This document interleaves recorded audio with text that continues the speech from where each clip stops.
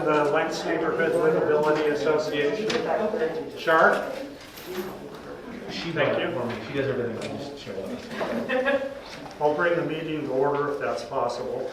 So a couple of short announcements. Our weekly clean, the LNLA raises funds to do the good work that we do in the neighborhood by cleaning up around West Rock once a week, the recycling center down on Foster. So it's Saturday morning generally at 8 o'clock, but check our website or Facebook page because schedule may change depending on the weather. This Sunday is the VFW breakfast, 9 a.m. at the American Legion Hall, and that's we get together and kind of have a little unofficial meeting there. They have a reserve table for us, and it's how we're able to support them by paying for our breakfast there.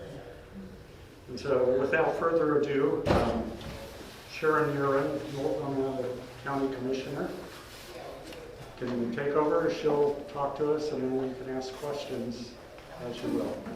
Thank you. Thank you so much. And thank you. Where did Char go?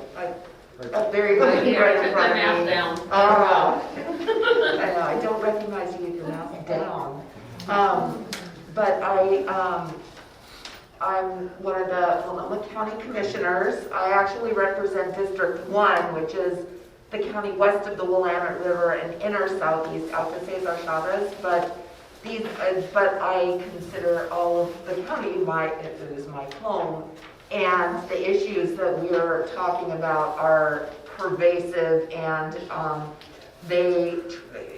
districts are kind of irrelevant. So I'm really just glad to be here today, and I'm here really responding to Char's email that expressed some, how do I describe it? Express some displeasure with the state of how things are right now in the county, particularly in your neighborhood. And so can you understand? Can you hear me speaking with the mask on?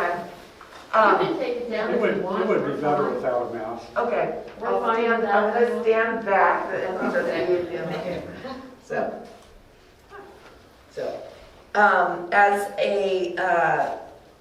I am also an emergency room doctor, and so I still do shifts every so often in the emergency department. And I'm also a volunteer with Portland Street Medicine. So I go out to encampments, to some of these, RVs and cars, and provide medical services and supplies, social work with a team to people living outside. So I kind of bring a whole bunch of perspectives to my work at the county. And my priorities have been, since I started, and I just started my second term a year ago. So this is I've been in the county for 5 years. And homelessness has been one of my highest priorities, along with behavioral health, which is the combination of mental health issues and substance use disorder. And then that intersection and how it plays out with public safety and public health. And all of those things, the beauty of the county is that all of those things are really interrelated. And issues in one are in fact issues in the other. And as an ER doctor, I see people who end up in crisis because they're houseless, because they have behavioral health, they have mental health issues, their addictions issues, whatever it is, they end up just cycling through emergency departments, they cycle through the jails, and they cycle through on the streets.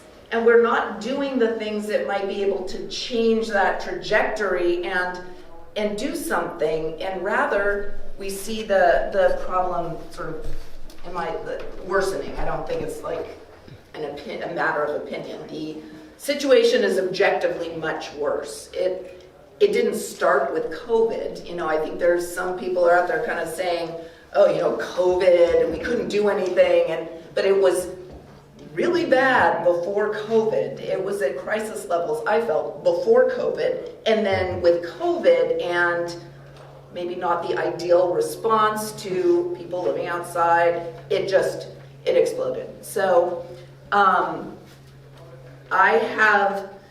I bring that perspective of urgency, emergency, triage, try to bring that to the county and to our local governments. And I also, the perspective of being able to hold more than one truth at a time, that we should be able to sort of like walk and chew gum at the same time. We should be able to do short-term, urgent action and long-term planning. And so, you know, a few of the things I don't need to go on in detail. I think the most important thing, and what you expressed, Char, in your email to me, is listening and just hearing people and then maybe responding directly to your questions. And so that's what I would do with my time, though I'm happy to go into all kinds of things and could talk for a really long time. But I do want to express that I've been frustrated with sort of the approach, particularly over the past, two-ish years, but I've been frustrated before then, and it's because I see these things happening. I see the systems and how they intersect, and I see this sort of snowballing, and I also see where we can intervene and can do things better, and we're not, for a variety of reasons that we can talk about. So that's it's just a little bit about myself, and I will talk, but open it up for questions to start out with, or direct me, point me in the direction. Just whoever raises hand, you call on them. All right, and when you raise your hand, maybe just introduce yourself and say a little smidge about who you are. I'm Martin Johnson. I've lived just below the hill here for 40 years. So I've seen everything around for 40 years. The neighborhood changed, people come and go. What I haven't seen is, in the last 2 years, anything change. And that's my biggest concern. You know, I've seen deaths that I haven't seen ever across the street from my house in the park, just up the street on the corner. You know, and that's something new this last year that happened. But my frustration is, it didn't get any better this last 2 years or this last year. It seemed to get worse. And I'm getting my boss.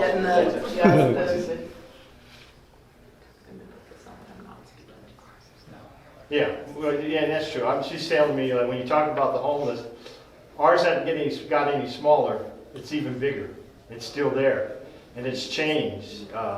When you have people that have the money to buy illegal fireworks and shoot them off every night, and things like that, like, ooh, and then when you see, if you go back there, you wouldn't walk back there. You wouldn't even go near the place. And it starts from Holgate all the way down to the apartment complex, and it's just jam-packed, and it hasn't changed. It's just got worse. We've seen one cleanup in the last, what's it been, year and a half? We've only seen one cleanup. If you have never gone to the backside of 94th off of Holgate, take your dog, take your stick, do whatever, but you'll be totally amazed what's going on back there because it's freaky. So I haven't seen a change. 2 years, haven't seen anything. We get a lot of conversation, a lot of this and that, a lot of you guys coming in and out, but it hasn't been a change. Yeah. And that's the biggest thing. And the worst guy probably that sees it most is Todd sitting over there. His house is right in the heart of it, right behind our house. And I've had situations now lately that have people come. My driveway is 100 feet long to get to my house. I have people come into my driveway, on my camera, into my backyard the last couple of days. I'm not the guy to want to go harm anyone, but you know, when you get in my backyard, things are going to happen. And I just saw that yesterday or 2 days ago. And so it hasn't changed. Yeah. My question is, what is going to change? So, first of all, thank you, and thank you to your My wife. your wife there. 45 years, yes. Congratulations.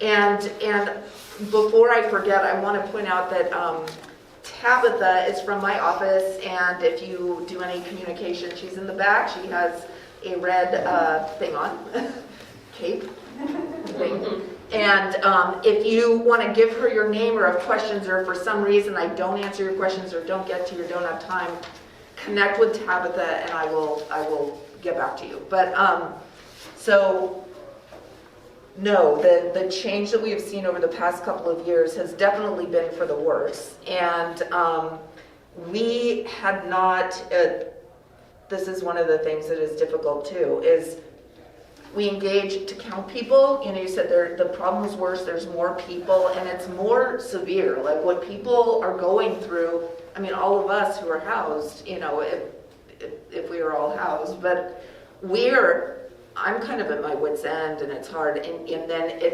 if you're living outside, it's all of that and being outside. And so it's kind of like everything is just worse and more.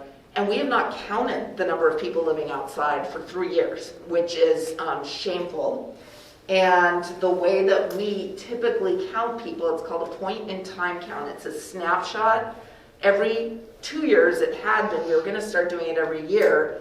But every 2 years, you get a whole army of volunteers and people who work and do outreach. And you bring them all together, you train them up, and it's going to be at the end of this month. If you're kind of interested, you could volunteer. I won't. But if you're interested, it's very enlightening. But you send out this big army and you just go and count people and ask them where they're from, what they're doing. And 3 years ago, we had about 2,100 people.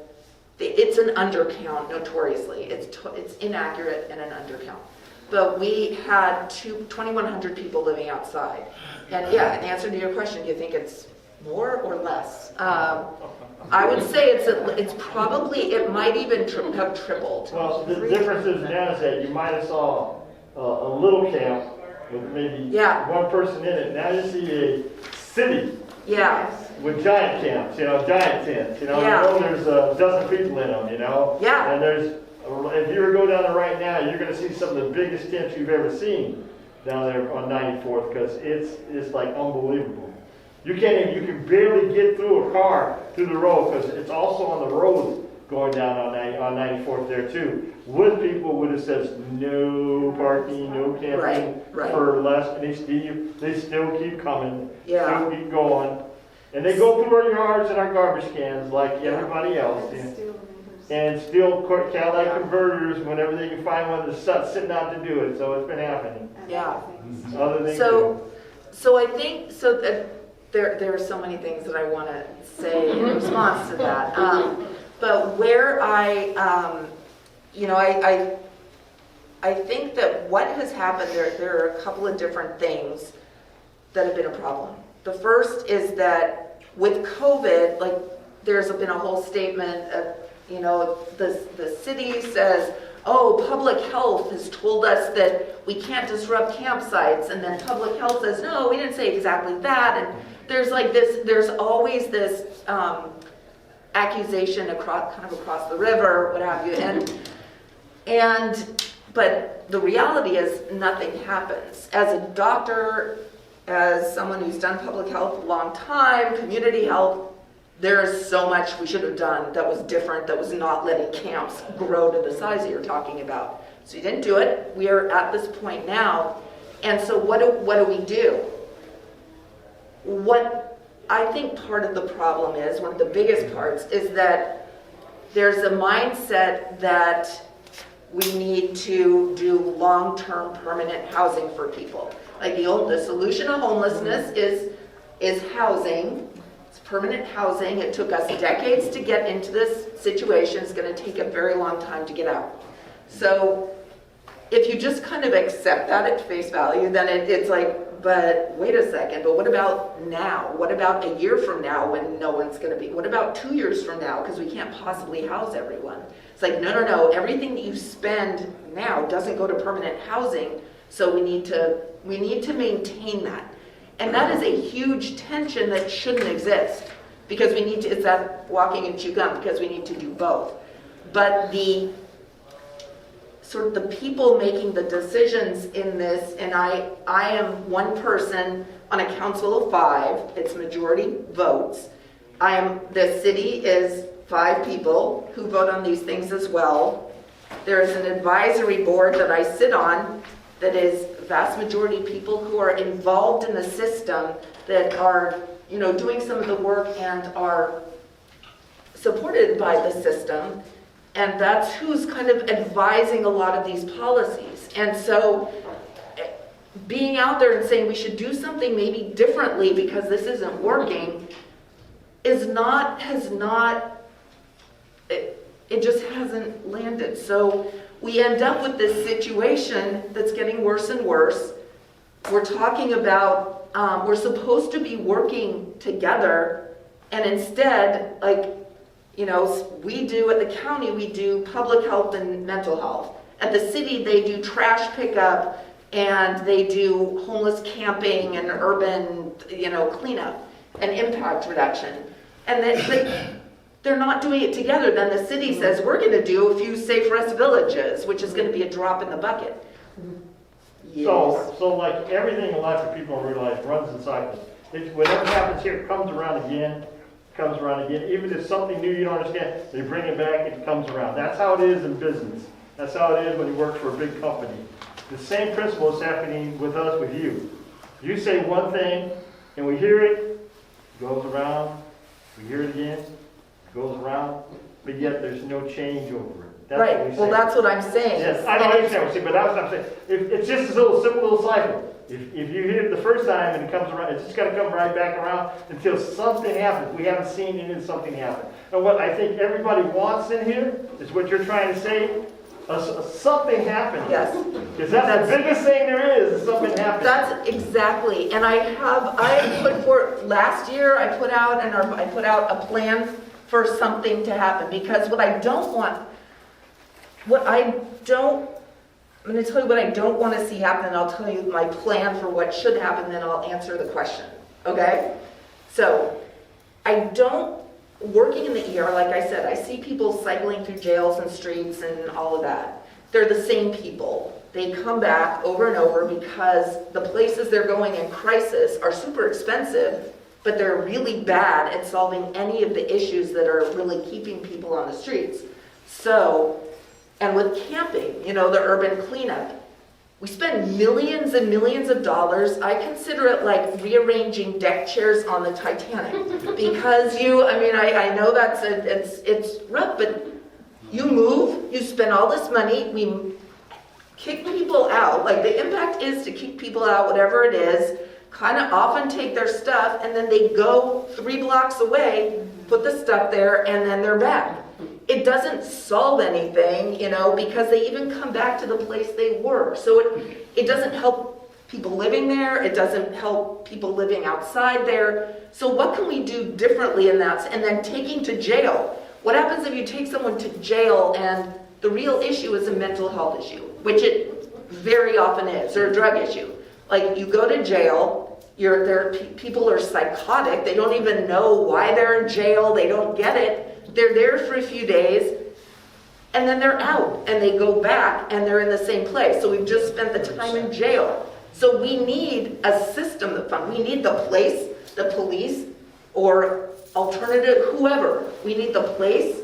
They can take people that will make the difference and will not be just discharging them to the street. That's what we do in the ER, and so the place is, I think, in the short term, again, as we're working on all these long-term, whatever, is we need places that people can be right now, or say in a matter of months, not in a matter of years.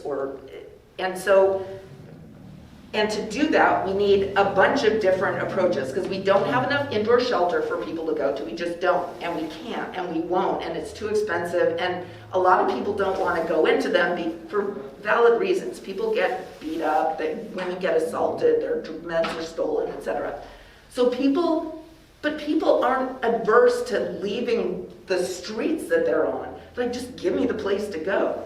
So what I proposed last year, which, as I said, it's a majority vote on our council, and I was we were not able to get the majority at that time. I'm hoping, and I'm going to ask for your help, but I'm hoping we can do that now, is it's a combination of what are called micro villages. I'm going to call them that, but it's like groups of 6 to 10 people that are in a small designated place that have basic hygiene, so that, they have the bathroom, they have access to the shower, they have trash pickup so the trash isn't building up.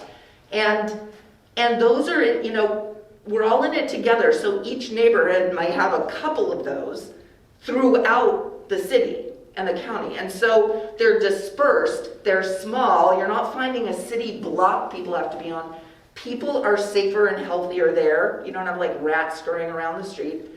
Trash is gone, they're not right by businesses, and our communities are healthier. So it's a combination though of those safe parking lots, so people can't park on the streets, but you can take your RV or whatever it is and put it in a designated parking lot where you have the services, again, available so people can be healthier and safer given that they're living outside. Then we have, the safe rest villages. Again, drop in the bucket, they have more services, they're actually pretty expensive, but whatever. Have a couple of those in each area as well, like in each quadrant maybe, so you have 8 of those. So you have a combination of these things. Then I've talked to hundreds of people when I go outside to tents, and I've not talked to one person who wants to be there. They're like, some of them say being in this, some of the designated encampments, like that saved my life. Some of them say, I don't, just tell me where to go and I'll go there, but don't keep threatening to just take my stuff. And so I think it's a win-win, and that most people want to go. We need to help them get there. It's cheaper, it's faster, and I just would like to, and it's something. I mean, it might fail miserably, but it's something different, and it would address the issue at scale. It's not just a couple of hundred people there out of 7,000 people. It can make a real impact. So that's what I've been trying to push for. I think some of my colleagues at the city are interested in pursuing that. And then also, we know where people are. So all the outreach that people need to get connected and just get that long-term housing, the outreach workers know where to go. Right now, for Portland Street Medicine, we get a list of people to go see, and it's kind of like Bob was under the bridge a week ago, and we go to the bridge, and we may or may not find Bob. Right now, our systems aren't even coordinated. So if we have the places people are, we know Bob's going to be here, and we can sort of do this and establish the basis to get people onto the next steps. But while we're doing it, they're safer and healthier, our communities are safer and healthier, and anyway, that's my little pitch. I'm so sorry it took me so long to, okay, and then you two were sort of tied, but, okay. Thanks for being here. My name's Emily. As you're talking about housing being a long-term solution, just from my perspective, housing seems like treating the symptom of homelessness. So I'm curious if there's been any root cause analysis into some of the most prevalent causes of homelessness, and then any plans or committees proposing things to address those root causes for a more sustainable long-term solution. Thank you. There are, again, where to go with this one? There's a lot of stuff that goes through my mind. So there is, the short answer is a little bit. There is a general knowledge that people who, a lot of the people living outside, their estimates of, it's behavioral health, so it's serious mental illness and or addiction or substance use disorder. There was a really good study actually by Eco Northwest that you could look up that did a regional look and looked at Multnomah County that said there's 2 sort of broad categories of homelessness, oversimplification, but 2 broad categories. There's episodic, so it's due to some loss of a job, you can't afford your medical bill, etc. And so people lose their housing, and if it's that, without some other compounding factor, you can get back into housing with a number of different approaches. And so there's tens of thousands of people who are in that category in our region that are like living on the edge, really, that become homeless but cycle. Then there's the chronically homeless, and those are people who have been homeless for a year or more, or have repeated episodes where they cycle through, and they have a severe disabling condition, often mental health or addiction, or both. And it could be a physical disability too. So what we've done is generally sort of said, oh, we need to do some mental health services. We need to do some, substance use services. And we've done a horrible job at both of those. And, some things work, like rapid rehousing. So we do some of that.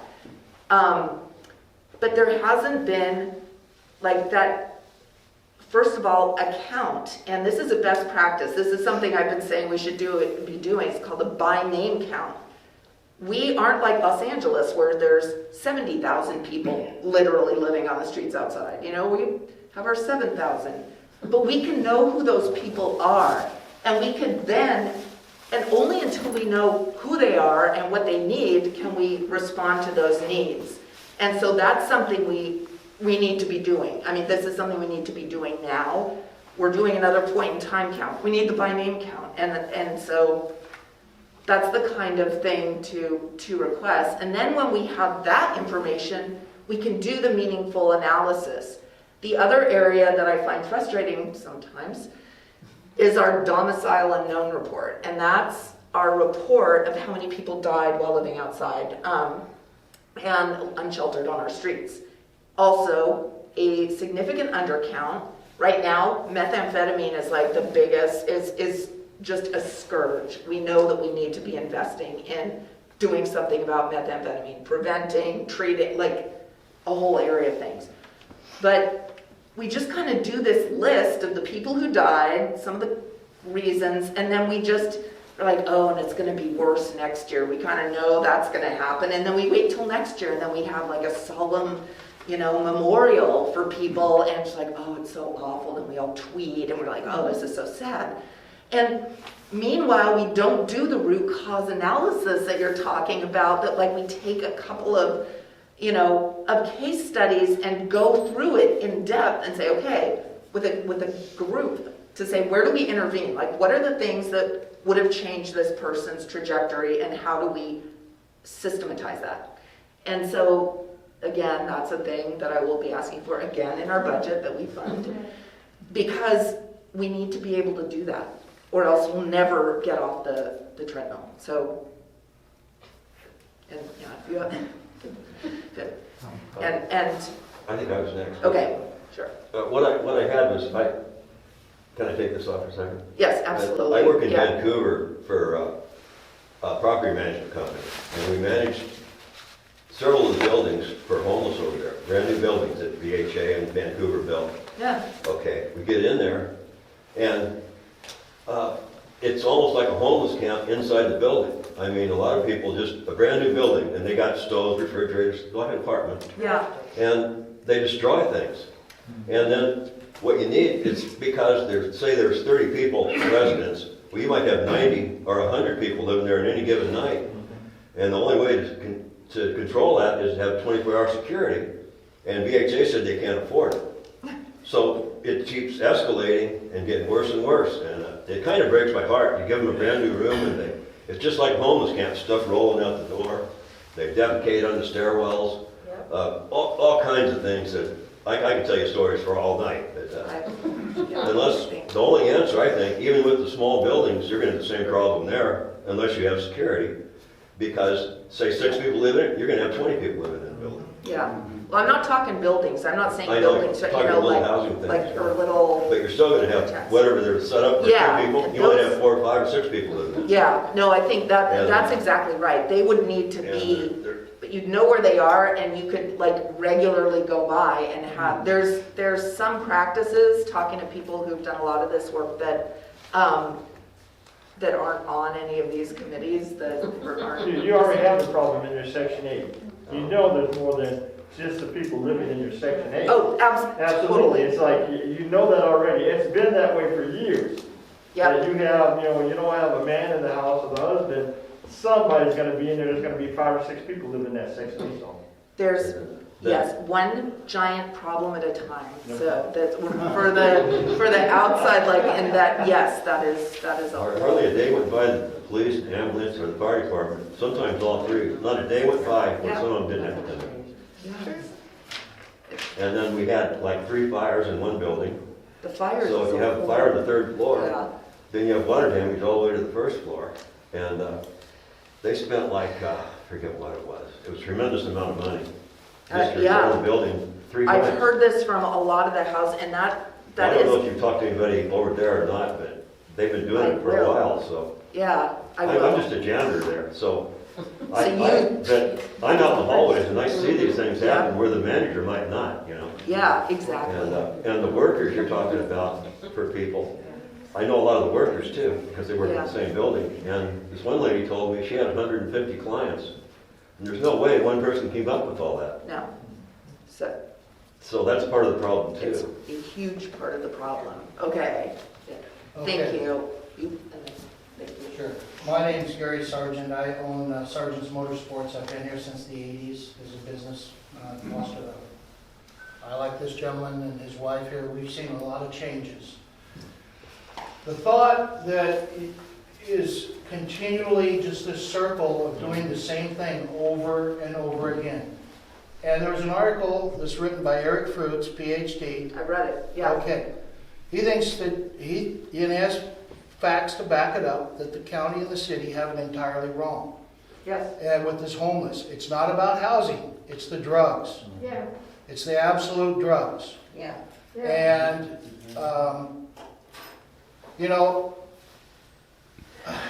I believe it. Because there isn't a day that goes by that we don't see somebody hiring a kite. We had one kid walk out in front of traffic on Foster Road and get killed. She was hiring a kite. Yeah.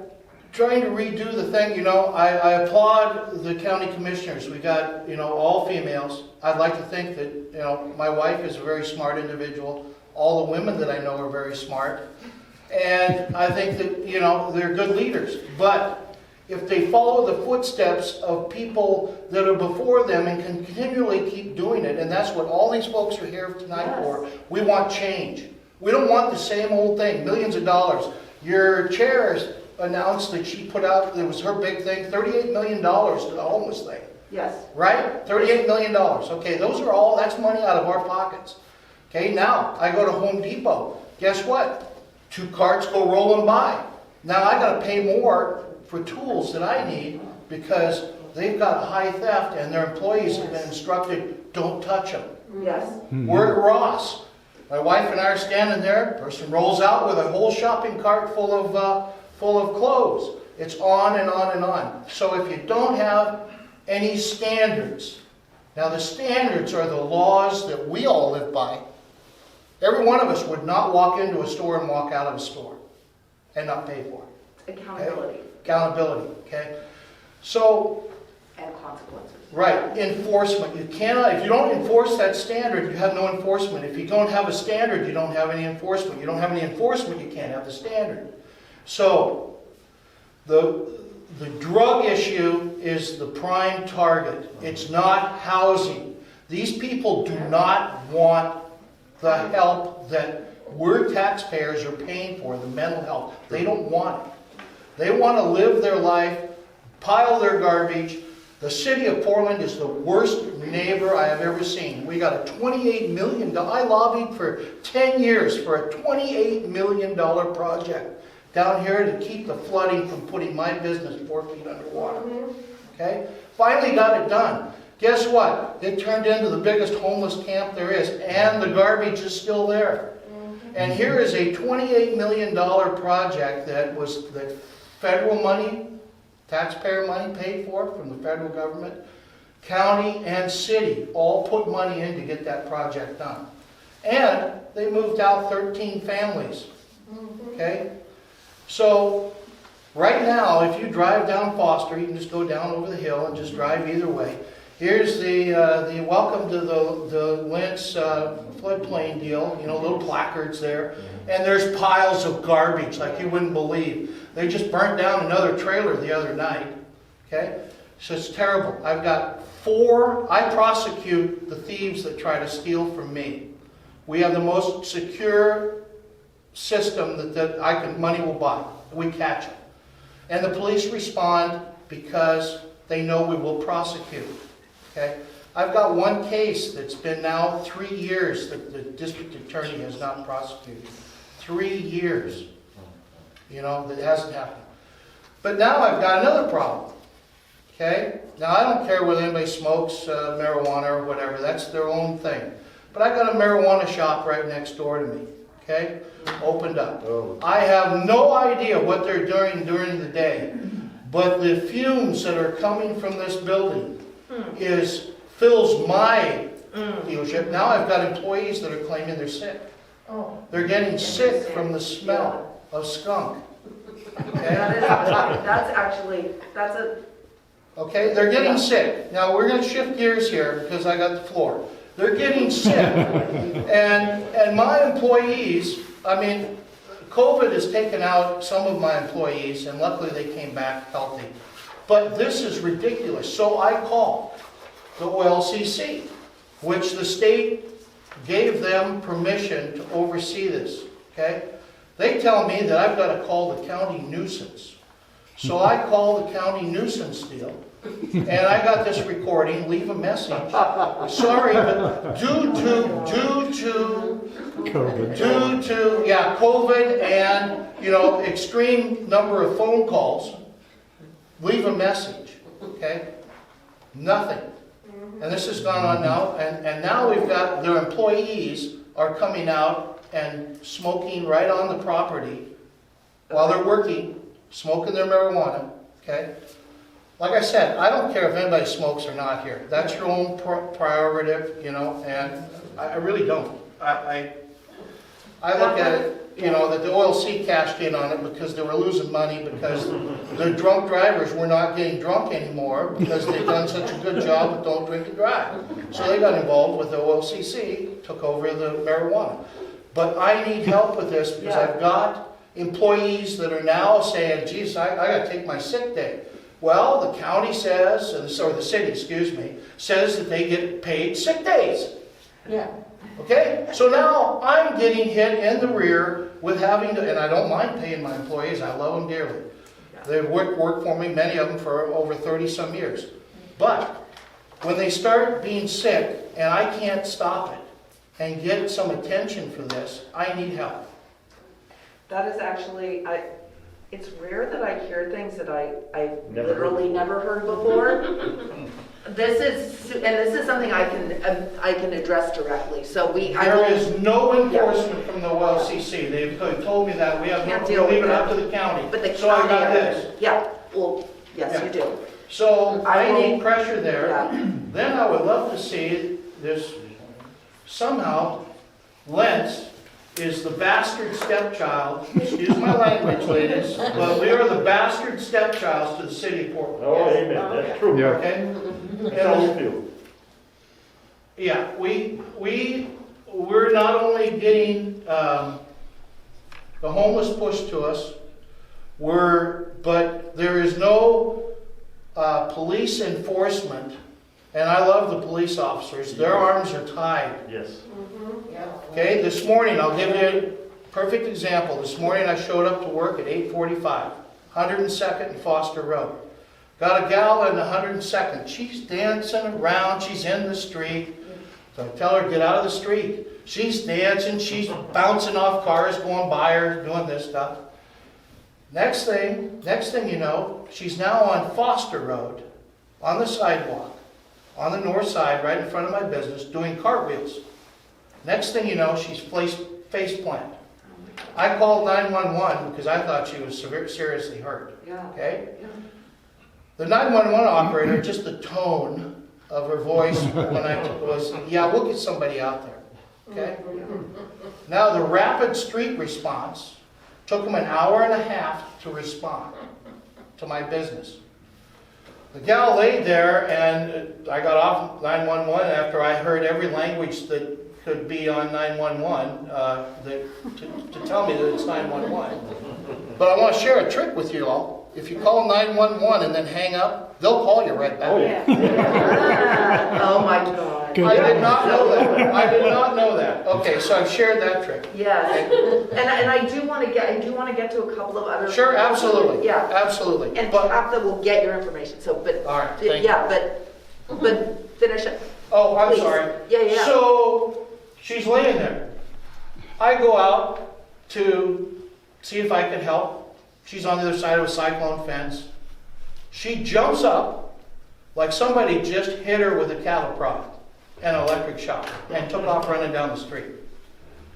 Point being, it was an hour and a half before somebody finally showed up at my dealership to say, hey, where's this lady at? You might have had the same lady that was across the street in the park, but we had the same, that's just like her. Yeah. Was she wearing blue jeans and a tan jacket? Well, she's wearing blue jeans, but she's really good stuff. Thank you. We'll take yeah. your information. Thank you. That's, yeah. And, sir, okay.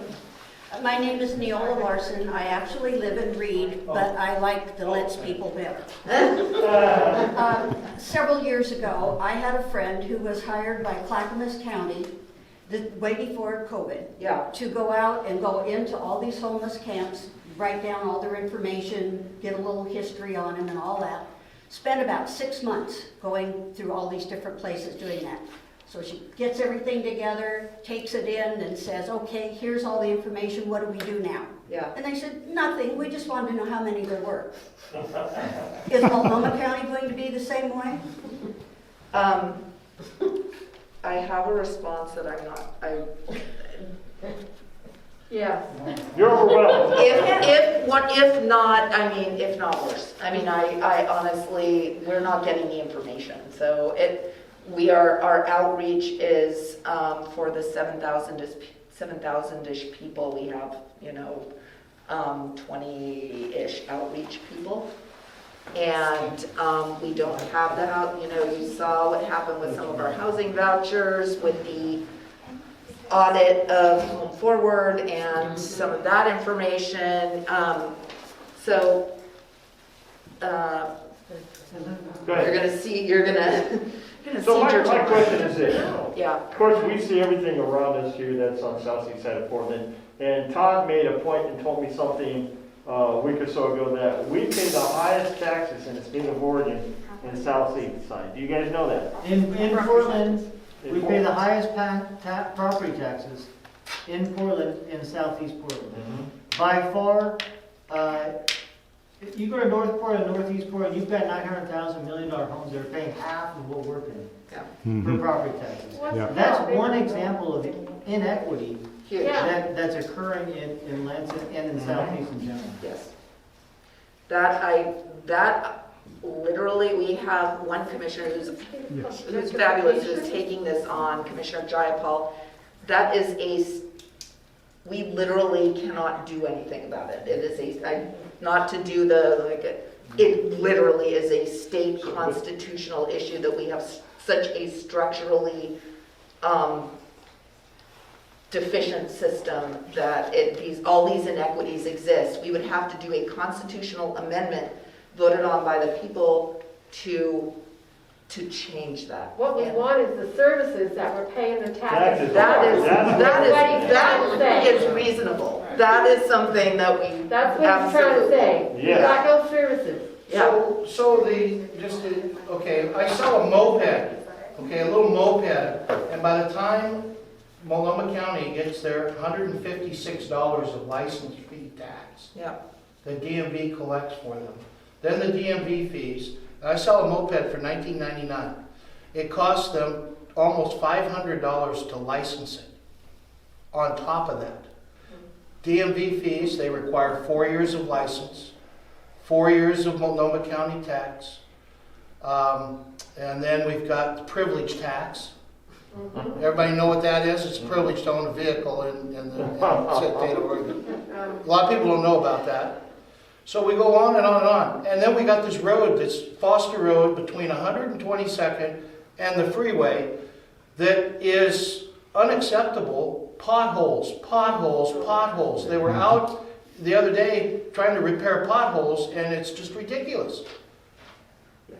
We already had one person get killed with their motorcycle on Yes. Foster right there. That is literally the city. That's I when know it's in the cities. I know. But the county can put pressure on PBOT to get the job done, because our property taxes that we're paying to the county, there's monies that go back to the city for the services that we're talking about.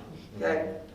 And we can talk about that one too offline, but I do want to address some of the things that are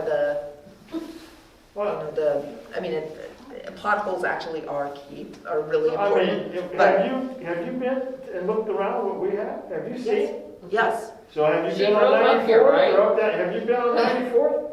Across from Lents Park? The backside? I don't know if I've been on the backside. Well, We come you're out down here with free. Portland Street. Hey, come on out, I'll give you a tour. Come on down, Come on down. Come on down, let's go get a tour. Bring all 5 ladies and we'll have a... Yeah. I'm serious. I'm serious as a heart attack.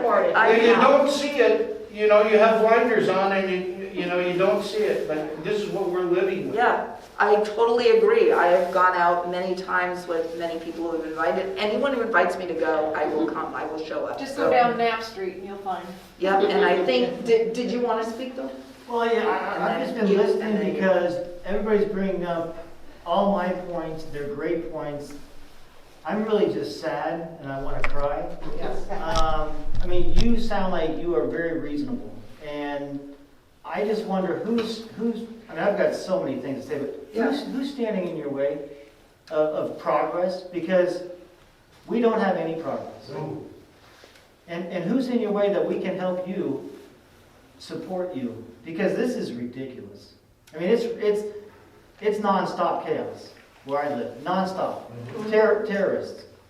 You know, I mean, you've got people that at the minimum, they're addicted to drugs, and I think we can all admit, when you're addicted to drugs, you're not stable, and you have a very good potential to be violent and dangerous.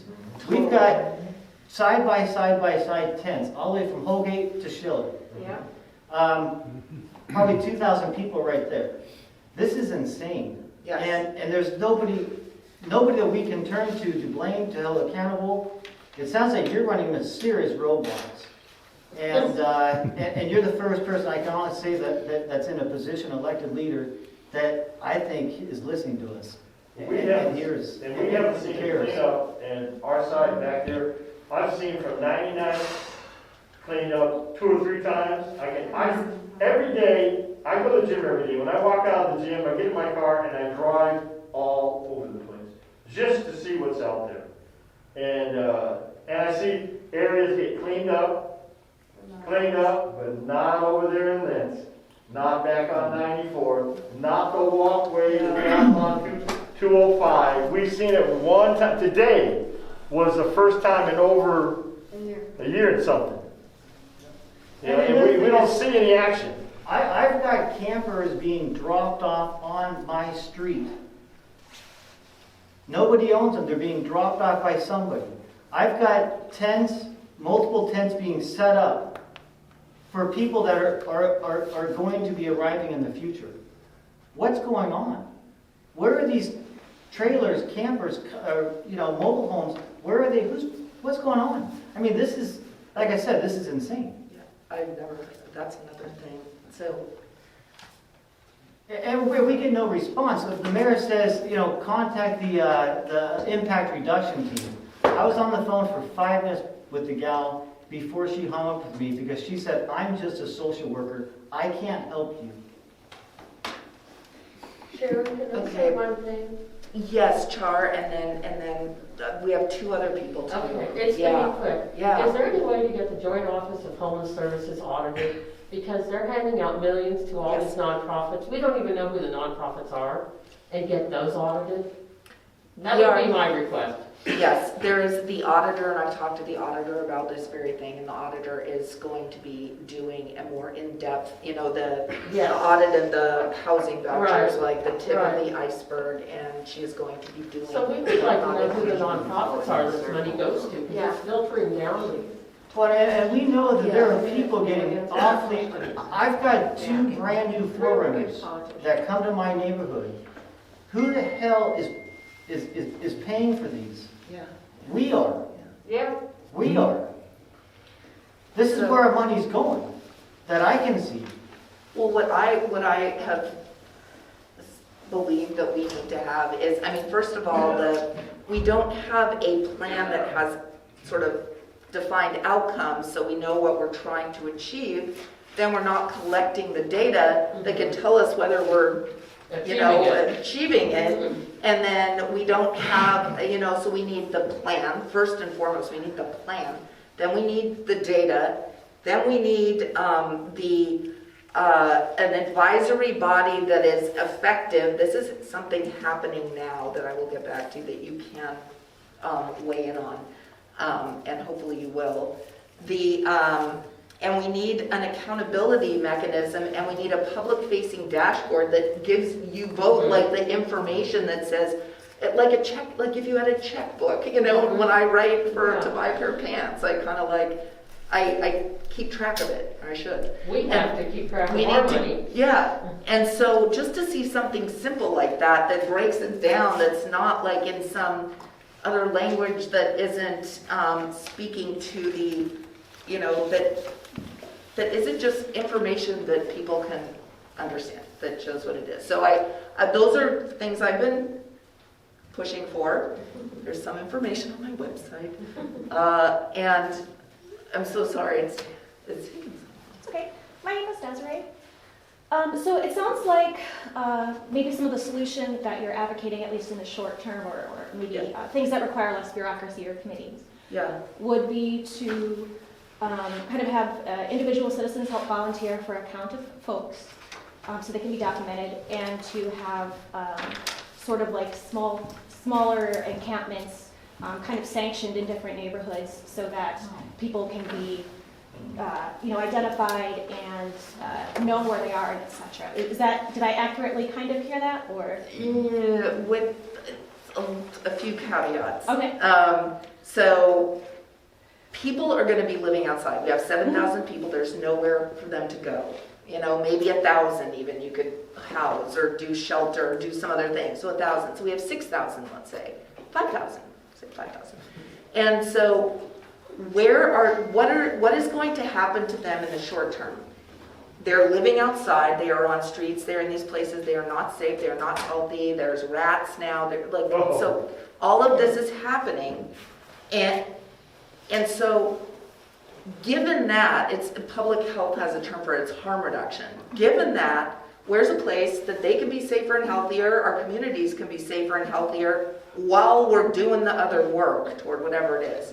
And so it's a combination of things, of different places that people will still be outside, but they'll be in places where they can not worry about being swept, where they have hygiene and trash pickup. And so, a bunch of those, but they're small, like 6 to 10 people, and we would try to keep them as small. But an array of different solutions. And the safe parking lots, and sort of the larger, the few encampments that are the safe rest villages or whatever, and the motels that we have that we invest in, and that, we create this ecosystem that fits the people we have in a way that is better than it is now. So I guess if that is what you were describing, then yes. Right. So that sounds super reasonable to me. Okay. But what is something that I view as a challenge is it feels like the neighborhood's sentiment is moving towards a zero tolerance policy. That I think that people, the most vocal voices in the neighborhood, are not wanting there to be the solution to this problem is not in my backyard, or get it away. And so it's been going on for years. But I've also lived here for years. Yeah. So my question is not to attack anybody or anything like that. My question is, how do you as a community leader suggest that we kind of can come to some kind of compromise solution, or come to a place where we can, that people will feel comfortable having a smaller encampment in a space that might be in their community? This very church at some point was supposed to be a warming shelter, And the community decided that they didn't want this to be a warming shelter because they didn't want that environment here. So I'm worried about the realistic feasibility of it when people are resistant for some logical reasons. I'm not saying that, but like how do we determine where these places are? Yeah, no, I think I really appreciate that question, and I think it gets down to a nugget of some of the biggest challenges I see, because when I talk to people living outside on the street, they actually want the same things that I'm describing here. When I talk to, say, a lot of neighborhood groups say that sounds reasonable, and I would have a couple, like a lot of them do say, I could have 2 small things in our, in a parking lot. But if everyone else is doing it too, so it's not like, why is it, it's always this one. But it needs to be sort of equitably distributed, and then it's small because you're dispersing it over a big period, a big space. And what the business people, the beauty of this is it actually is what sort of an array, a whole spectrum of people want to see happen. And how do we convey the vast majority of people living outside now would do it if we help them when we give them the place. And we don't have to go in wielding a stick saying you have to do this, because the majority would. And so why start with we're going to go in with a stick when we could go in with hey, we have a place that's safer and healthier, that when you're if you're going to be swept, you can go to this or the parking lot or whatever. And so for the way I try to talk about it is that we actually, the vast majority of us want the same thing. And a lot of the neighborhoods that I talk to, when they think about it, given that what they have now versus what is being described as the alternative, it is way, way, way better. And so it's actually communicating, it's actually going to meetings and talking to people instead of inflicting things. It's actually hearing the issues that are the real issues and at least talking about them and trying to, make things better if possible. And ultimately it's we have to do something. This is not acceptable. And if people want to see any kind of change, we all have to kind of find that no one's going to have no people living in their world. There are 7,000 people. They can't disappear. And we can't build a giant thing. Don't.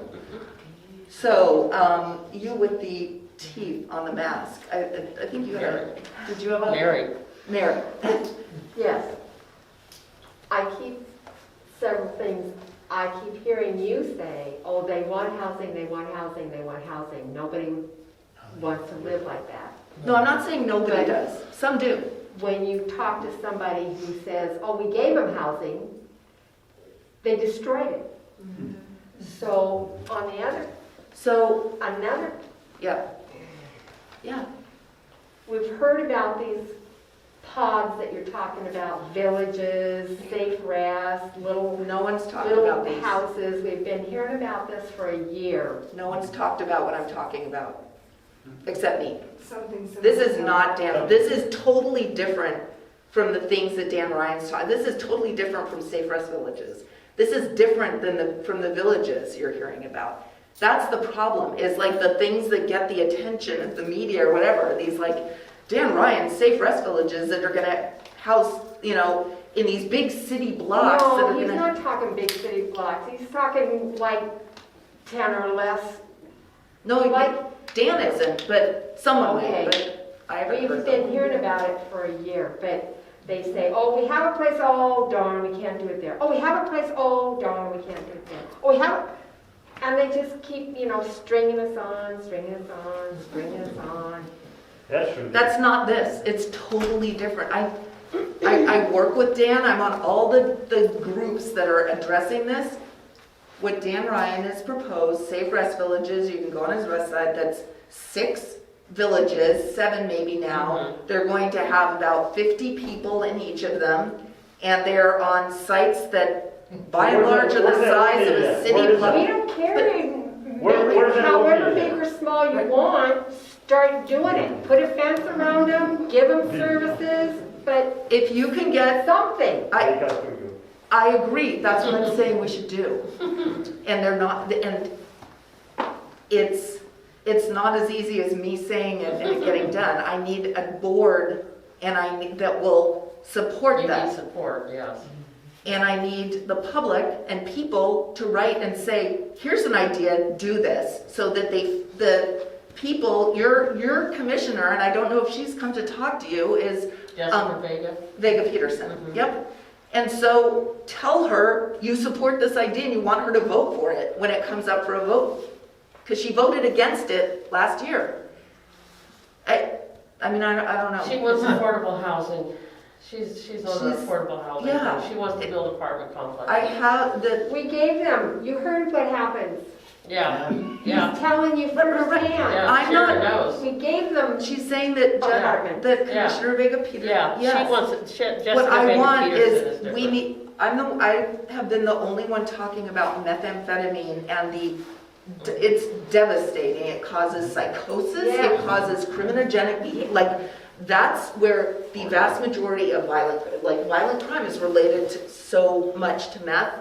There is virtually all of the child welfare system, all the children in foster care. There's some methamphetamine right now is a scourge that I'm not sure, but we need to be focusing. But they have rights. You can't force them to stop being a meth head. You can't force them to come in for treatment. There's a state, I'm an ER doctor, so people come in who are on meth, people come in psychotic, and so we can hold them for 72 hours, and then we have to let them go. I'm saying. But that's not me, that's not the count, that is a state law that also I've been fighting to change. So there are so many layers, and we need to but it also, when I go out there, I put my things out, it's like, there's so much. There's just so much. And I love this stuff, so I think about it and the policy, and this is what I do in my spare time.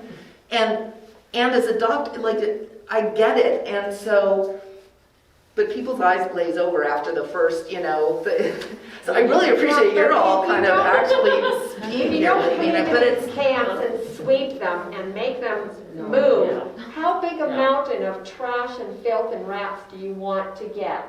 Because when you don't sweep them and make them move, the mountain just gets bigger and more overwhelming, they get more out of hand. I agree. We need people to be in places so that the city is trash. They need to pick up the trash, but then they'll have the places and they can go, and each place can have their trash place. So it's like a regular, whatever it is, you pick up the trash at each of the places, and then it's in a thing, and then you get old people to, right now it's literally, to me it feels like mayhem. But we need some sort of something in place to get a handle on it so that we can actually do those things. But the city should be picking up all the trash, and I totally believe that's where our money my taxpayer money should go to the city. I'll be super quick, but I hear everybody has a lot of pain. Nobody likes houseless people living on their driveway or whatever it may be. And I think that we actually have a solution right in front of us that we could agree upon and kind of help ourselves out today. Picking up with what Desiree was saying, this church was asked by the city to be a warming shelter for the houseless people, I think, before this became a huge, huge problem. This community asked the church not to do that, right? We could go back to the church and ask them to actually open their doors and become a warming shelter. This would take people who are on the streets right by your house and give them a space where they can stay warm that is not in front of your house. It would also have access probably to a dumpster, and there's a huge parking lot which could fit boats, cars, whatever. So I want to put that out there and see if anybody is receptive to changing our minds and working with our community to provide a resource for the people. I think we've heard this before. This is nothing new you just said. This has happened before with churches too, saying they would take in homeless on their properties, and we saw some of that for a while too. That happened on Prescott. There was a church that did that or so. So yeah, that's a great idea, but our concern right now is what we see in our neighborhood and what we see outside of our neighborhood. And what we see outside on Main Street as 122nd, anywhere else where you can see people driving down and you can see it with your own eyes, the city seems to take care of that. But what you can't see Yes, that's true. is us. It's exactly And that's what right. we're trying to tell you. You can't see us because I've seen places cleaned up not once, not twice, but 3 times in a year. If it's in focus by a hospital, by the TriMed Yep. system, or a hotel, anywhere that is in your sight, Yep. they take care of. If it's out of sight, it's out of mind. That is here in Southeast. It's out of mind, and that's what we're upset about. So I Being out of want mind. to refocus actually and just see if we can get a show of hands. Who would be open to asking this church to open their doors as a warming shelter for the people who already live within our neighborhood who don't have homes? So is this, I say who's willing to volunteer yes, to work there? right. The church is, so this wait, is wait. the church has offered it. Can I, wait, just on that, so the warming, so there, we have baseline shelters, there's this whole system, we have baseline shelters, we have, then in winter, we have winter shelters, we open up extra ones so that people can be there in the cold weather, and then when we have the cold spell, like the 22 degrees or whatever it was, we have severe weather shelters, like the warming shelters.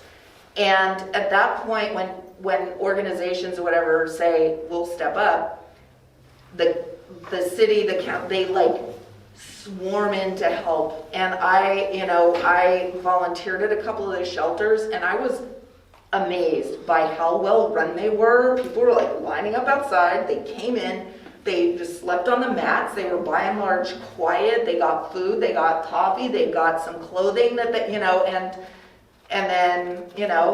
then they left at the end. So the severe weather shelters are, in the scheme of sheltering, sort of the low-hanging fruit, that if you can do that it just keeps people from dying of hypothermia when it's super, super cold. So then why are we against it? Why did I see But- 2 hands? If that is a solution that helps people not die. No, it's not a solution, I'm gonna tell you right now. You'd have this parking lot so full of motorhomes and tents and everything, then and garbage, and it's a burden on the congregation of this church.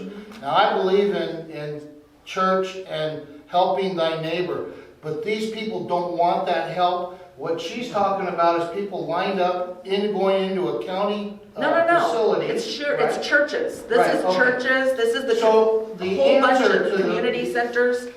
The Yeah. answer to the resolve, I'm sorry, I didn't mean to talk over you. The resolve is first, it's baby steps, enforcement. You put the word out that we are now going to, the district attorney is now going to prosecute theft from the stores.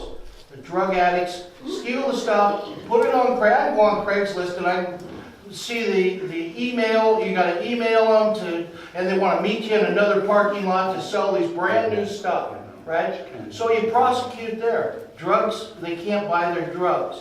Then second, you start enforcing the letter of the law of, you can't be parking this motorhome with an expired tag from 1985 on the street.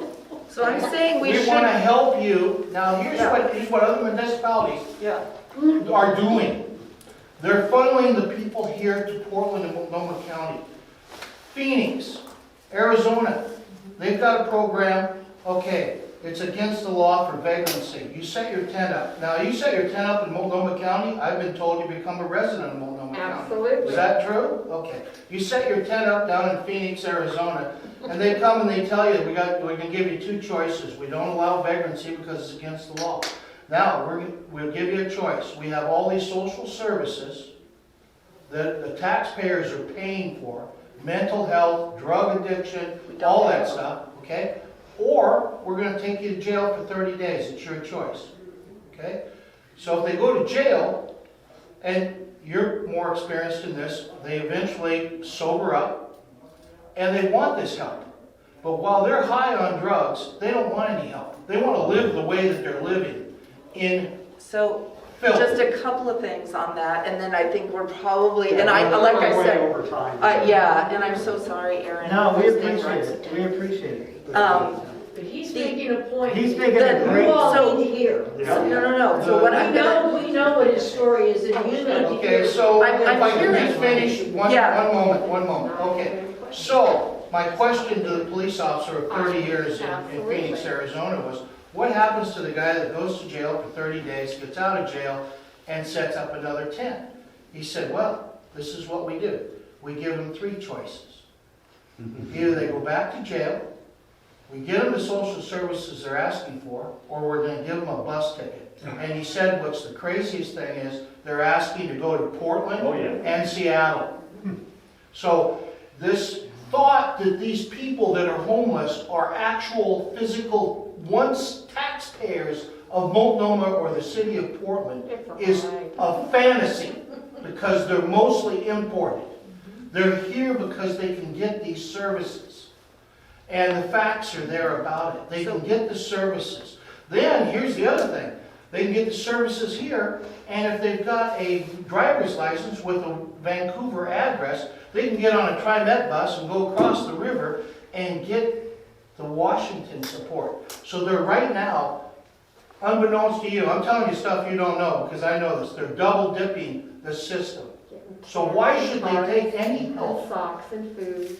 So, they're double dipping. Can I I do have to, there's a. I just want to say one thing real quick. Gary, you made it absolutely, this is what needs to happen. With the first 2 points that he made. Without that, nothing's going to change. Nothing's going to change until we enforce the laws and we give these people a choice to get off the drugs. These people have zero respect for us. Zero respect for us. Okay, so. And I'm going to offer up my home to anybody that wants to experience what I'm experiencing. So I do have, I do not doubt there are people that are doing that. I know the people. I'm not one of the politicians that comes in here and says, I haven't, oh yes, all of this, and I've never seen it before. I've seen it before, and I live it, and I've done it I've taken care of people. I've seen the ER on the streets. I've seen some of the worst, and I've also seen amazing people who are there for just crappy life circumstances to survive on the streets. It's not all, they are not all the same. And so I don't, and drug use isn't just you finish, you're not high anymore, and then you're done. No. That is very clearly shown. It is a physical illness like diabetes. It is a chronic relapsing illness that you need to manage over time. And so someone gets out of jail that they have the illness. They are still going to need to go take they can't just be like, oh, I'm cured, this is great. Oh, and I don't have a place to live, so I'm just going to go be with the people who supplied me with drugs. It is so broken, and we do not have the treatment for people who want it. We don't have the mental health care for people who want it. It's not like we have the things to offer people. So that's why I'm saying we need we need some baseline. So enforcing and putting the person in jail just isn't going to be the solution. It is going to worsen the problem because they get worse. Because there's no one's going to give a bus ticket. So people are going to be here, and then so I think I'm not saying that there aren't the people who that works for. I'm not saying that there aren't a lot of people out there who are doing a lot of things, that there aren't criminals out there who should be in jail and prosecuted and all of that. I'm also saying people have an illness, a chronic illness, whether it's severe mental illness, whether it's substance use disorder, and a lot of people have both for reasons of living out on the streets is awful. And so when you get someone who's running around doing something horrible because they're the devil is telling them to do it because they're on meth or whatever, and meth is the most addictive substance ever. Yep. And so we need the right things to get people into so that they actually have a chance on the treatment, and they're not on our streets in our communities. It's again, I don't think that we're all wanting different things, but I think there are ways to do it that can truly, honestly be a win-win. And I see it. I know a lot of the people do get off these things. It's really, really, really hard. And what I was saying is that using that as the funnel right now, you got all these nonprofits, countless, we want accountability on where that money's going, okay? All they're doing is paying administrative costs, okay? There isn't the help out there. You need the funnel to get them there. Now, if it's having to, either they go to jail or they get the help. Now, if you gave a person the option, listen, we've got a nice warm bed here where you can live and we can help you out, and he tells you to go pound sand and he's committed a crime, well, then he goes to jail. Okay, the laws are on the books. It's very simple. But maybe he goes to jail and maybe he does sober up a little bit. I understand drugs are this, I was told it takes 9 trips to a rehab center before they finally wake up. Okay? So, I've even used, well, I don't want to get into that, but not used, we got a thief that broke in, and I gave him the option, either 5 years in jail or you go through drug rehab. And he failed, and now he's going 5 years in prison. But, I thought that hammer would work. I think that we need to be pursuing some of the, diversion efforts that use some of those options. That's gonna be a whole lot, if we're looking for the quick thing, I think in terms of the short-term, medium-term, long-term. For me, I'm really focused right now on this short-term thing because it just is not sustainable what we're doing right now. So I want to do that, and it can get us on the road to the types of things, that will be those solutions so that we have the right things in place. There's you either go to jail or here. We actually have a here. We don't have a here right now. So that I absolutely do hear you. Yeah, then what are all of these nonprofits doing if we don't have a here? Okay, aren't they the here? We're talking, we got shelter downtown, we got this. We got all this stuff, money, millions of dollars being spent. And so what is the here? It's not there. You got a multi-million-dollar jail out here, infamous, whatever it is out here. Infamous, right, thank you. Is only operating at 50% of its capacity. It'll hold, I think, 500 people. It's only housing 250, okay? And it's a facility that could be utilized. I will come back and talk to you more. I think we are Thank you, Sharon. so I will stay as long as you need me to, but I have to plan for it because I have kids. Thank you, Sharon. But thank you for. And however we can help you, please let us know. Thank you. I will actually. I may be. Exactly. Like to help you. I just want to say thank you, everyone. I was taking really detailed notes from. That was amazing. I also, in the back, if there was something that you wanted to share that you didn't get the opportunity to, our email address is back as District 1. I check it all the time. Now that I'm here, so I'm trying to think. And then we also have some specific notes on people to follow up with. So thank you, everyone. Thank you, Tabitha. Thank you, Sharon. Thank you, Sharon. Good luck. We're on your side. Yes, please do. Please do. Whatever we can do. Yeah. Thank you. You've got here. Now let's start. All right, guys. We're going to try to move on here.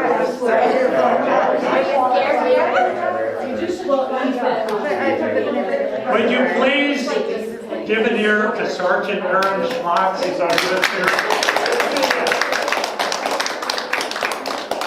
I don't know how I can follow that. Hey, you're present.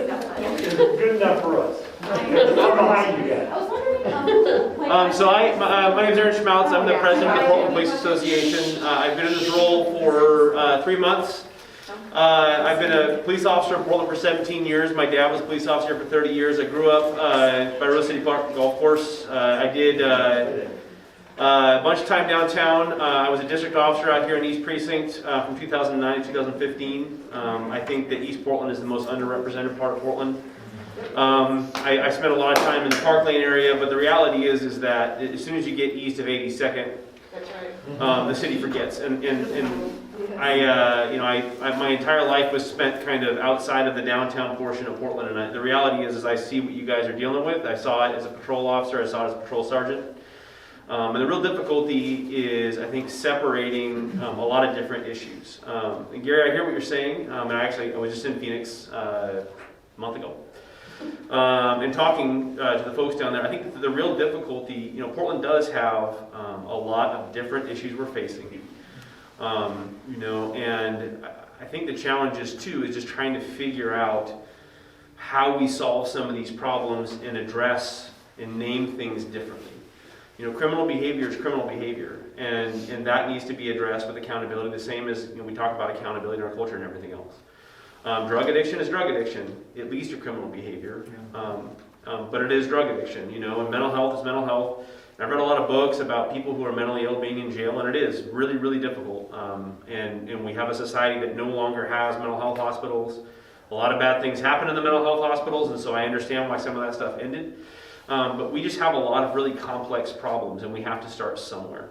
When I was a district officer out here, most of the homeless kind of folk, the way that was manifesting itself in East County was more kind of zombie houses that we used to call them, where you'd have like the houses that were kind of vacated, and then you'd have people move in, and you'd have a lot of people coming and going. They became drug houses, that kind of thing. You didn't have a lot of the tents. We didn't have a lot of the camping.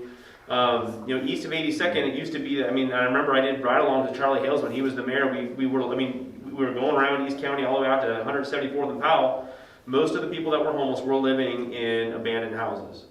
That has changed significantly, and I think the reality is that the further east you get, you have more space, just physical space, because things get less congested the further east you go, because the lots are bigger. And that has led to what we see now. Our society in the last couple of years, the tolerance for some things that we just used to not tolerate has changed. And I think we do need to have rules, and we need to have laws, and we need to have things that we follow. And the real difficulty is, you can have Sharon sitting here. She's not the prosecuting attorney. She doesn't decide what gets prosecuted. She's not the sheriff. She doesn't decide who goes to jail. And the one thing that's very frustrating for me from a city government standpoint right now is we hear a lot of people pointing at whose problem it is. And no one is walking people from one problem to the next. And I've been talking to a lot of our city commissioners. I think we need to disrupt the city government that all it says is, oh, this is a PBOP problem. This isn't a police problem, so we're not going to deal with that.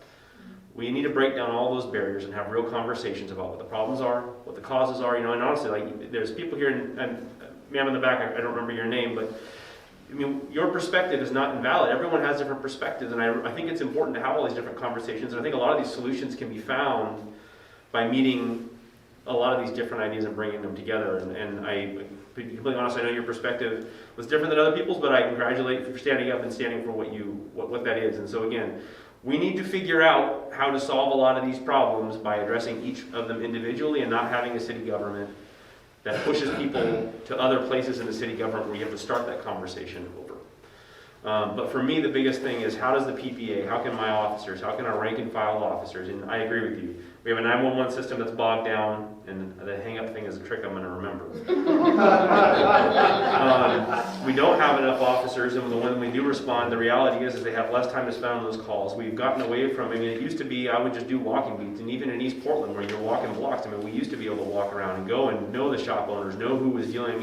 You and I have spoken on the phone, you don't know it because my son needed a quad, but the reality is this is where we're at, and we have so many different needs. So what I need to hear from you guys is just how I can kind of be your voice, because again, right now we're in a place where I think the ears are starting to turn and we're listening to each other a little better.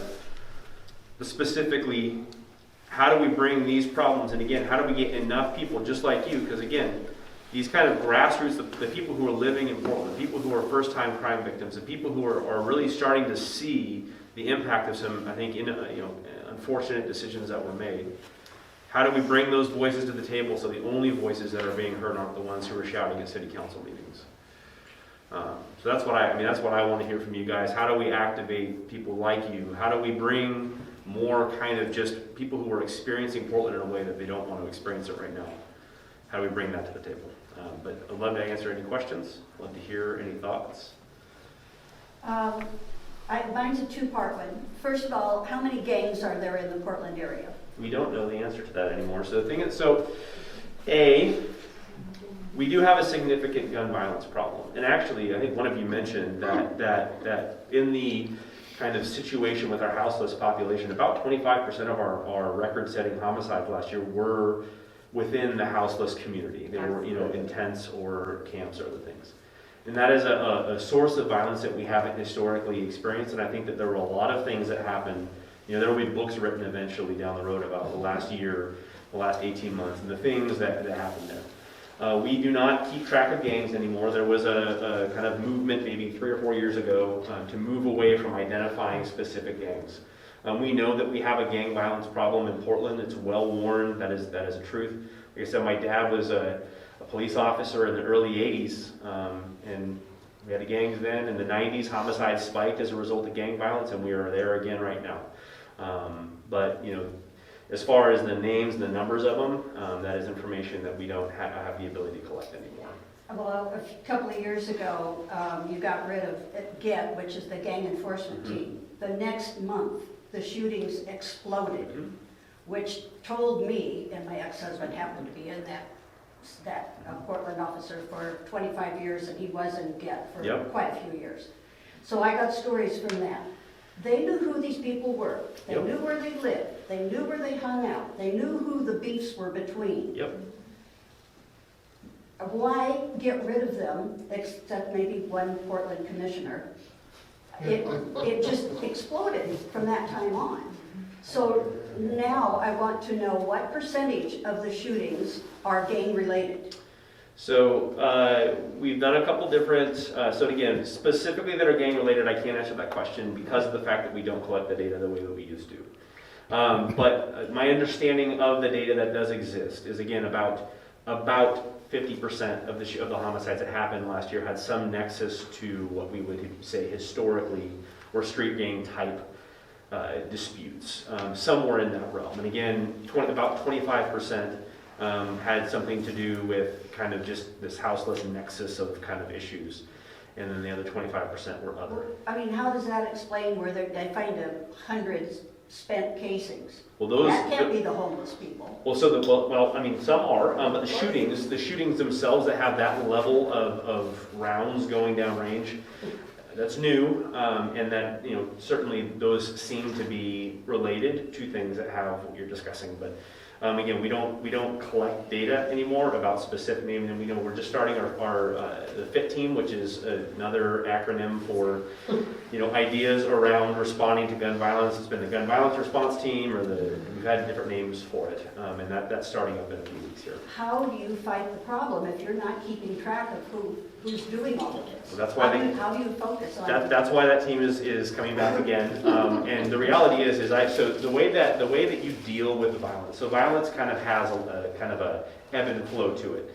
What you're discussing, you have to have the officers, so police officers who are involved in responding to gun violence. They do a lot of things. One of those things is they do build relationships with people in the community who are either on a pathway to violence, or vulnerable to violence, or might experience things in their lives that lead them down that kind of pathway. Family relationships, everything else, because what we don't want to do is just have police officers with no knowledge of the community, no knowledge of who's engaging in this stuff. They need to be able to go out and actually go to the correct people and investigate those things. We need to have police officers who know who's engaged in this stuff, who are interacting with these folks, who are doing things to divert them from the criminal justice system, and then when they actually are going to go engage in this violent behavior, that they're out there to interdict that behavior. We need to be able to know who's doing what, to stop the right cars, so we're not just stopping everybody, and we need to actually kind of be engaged in those things. So what you're describing, having the relationships, knowing who's involved in what, it's critical, and we've lost that. And that's this team that's being kind of reintroduced. The difference with this one is it has some community oversight, and that's what was asked for. But it's very important that we do build those relationships. When I was a district officer, I knew the people who were engaged in crime. I knew the people who were victims of crime, and you build those relationships. And even if someone is, engaged in criminal behavior, if you Google my dad's name, there was an article that was written about him by the Willamette Week in 1997 about how criminals were complaining because he was too nice. We We don't need to be out there just kind of, like yelling at everybody, but it's important for the police to have relationships with people. It's important for us to know what's going on. And again, if someone engages in crime, we deal with it. We navigate those things. They go where they go, and then again, this is not personal. It's just we got to navigate those things. So we do need to know, having intelligence about what's going on in our community is vital, both on the crime victim standpoint and on the suspect standpoint. But your ex-husband sounds like he knew what he's talking about. I think 50% is way, way low. Well, 50% of what we had last year would still be a record in most of Sharp. You said the task force is coming back now. Do you believe that the gangs are feeding homeless with their drugs? I don't know how to answer that question. What was the answer? I didn't hear that. I said I don't know how to answer that question. Well, are the gangs using the homeless to sell their drugs? I mean, we see a lot of needles. We see a lot of things when you clean up a camp out there. I mean, look, drug use is up. There's drugs. And they got to get it from somebody. Yeah, I mean, there is all different kinds of places that narcotics come from into our country. We were on I-5, which is a huge pipeline for narcotics coming from different places in the world.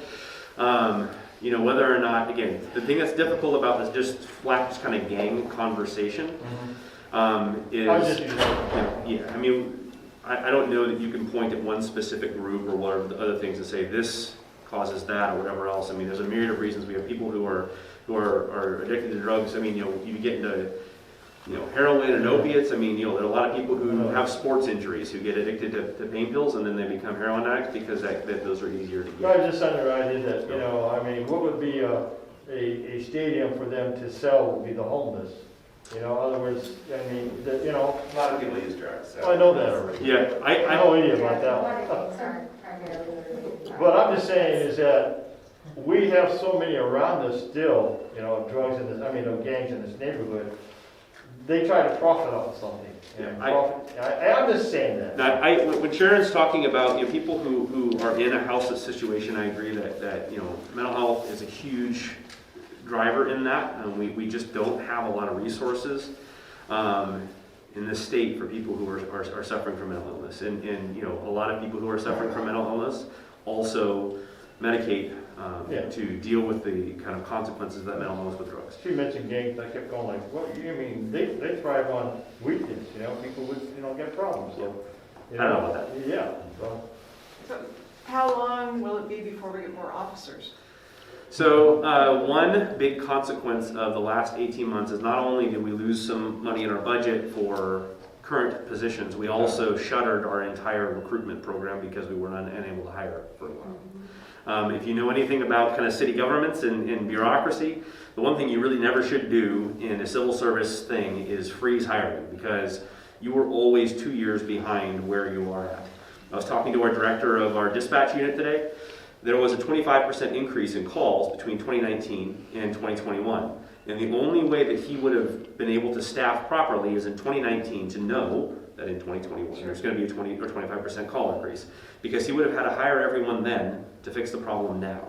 And this is where we're at in Portland right now when it comes to law enforcement. And if you look around the country, law enforcement hiring is problematic all over the country. Just to be completely frank, it's become very difficult in a lot of the major cities that have dealt with some of the kind of anti-police rhetoric because people would rather be police officers elsewhere. What we're experiencing in Portland is we're losing a lot of officers who are in the middle of their career who are going elsewhere because they just haven't felt supported. And so we're trying to build back that kind of culture of support and deal with those kinds of problems. If you hire, we're restarting our hiring program. They're hiring back some background investigators because again, you got a background and hire your background investigators, and then get that hooked. I mean, that takes 6 to 8 months to get that going. The wheel is starting to turn again. My understanding is we had about 500 applicants in the last kind of poll. We're going to have applicants. People are going to want to be police officers. It's just that the challenge is, again, getting them in the door. And then it takes about 18 months before they begin. The other kind of log jam is in hiring. In Oregon, all new police officers have to go to the state academy. You can't have local academies right now. And the state academy has been bogged down by kind of COVID restrictions and other things. And then everyone in the state is trying to hire. And in any given hiring poll, you might be able to get like 20 or 30 police officers in total. So we need seats there. So we're having conversations with the state about trying to figure out how we can have local academies. I'm having conversations with the federal government. I was, so back in 1994, part of that crime bill, there was a program called Police Corps where it was a federally sponsored kind of ROTC type thing. Federal government would pay for some college and then you agree to be a police officer in the community for 4 years. I was the last class of that program. I got hired in 2005. We're looking at trying to find some federal money to kind of re-up that program. I think it's a good way to get people both in the door, and also if you have people who may not have access to college the same way, it's a good way to pay for college. So there's a lot of different ideas going on to kind of boost the hiring ideas. How's that recruitment of the retirees going? Not well. Not well? Well, the thing is, you look at, there's two different ideas with that whole program. The initial poll was, are there any people who have recently left who want to come back? Most people, when they retire, they retire. And then you have the issue of them, do they want to come back after, the last couple of years that have been very difficult? The other piece of that retire program, though, is people who are currently eligible to retire, maybe delaying that retirement for a little bit. And I think that piece may be a little bit more successful. And it's also, again, at this point, anything we can do to kind of just bridge the gap until we get some help a couple of years down the road would be helpful. So I thought that was a great, ideal program because of the expertise that went out the door. Yep. If you can get it back. Yeah, so far my understanding is there's only been a couple that have expressed interest. The vast majority of people who have retired in the last couple of years have moved, like physically moved, or moved on in careers, or and the reality is too is literally every single metro agency. If you are a Portland police officer right now, you could have a job in 2 seconds. And so the people who retire from here, a lot of them have gone on to be police officers in other local agencies. So there's that. Yes, sir. What percentage of Portland police actually live in the city? Officers, I think the number is somewhere in the 50 to 60% range. All of us live, within a very short drive. I mean, the reality is, if you think about most people who are police officers who get hired, you're 20 years old. Can you afford a house in Portland? No. Can you afford a house in, Estacada? Yeah. And so a lot of people who get hired as police officers are in their early 20s, have new families, and want to be able to afford a house. And again, I was born and raised in Portland. I live just outside the city. I don't care about the city less because I live outside of it. When I was 21 and got married, I was able to afford a house just outside the city, so that's where I bought a house. So, you look at most, you mentioned Phoenix. Phoenix is like 9 cities, all in a valley together. I think community is community as long as I watch what our police officers do and how many hours they spend interacting with folks is probably just as much as anyone who, walks to the restaurant instead of driving 20 minutes to get there.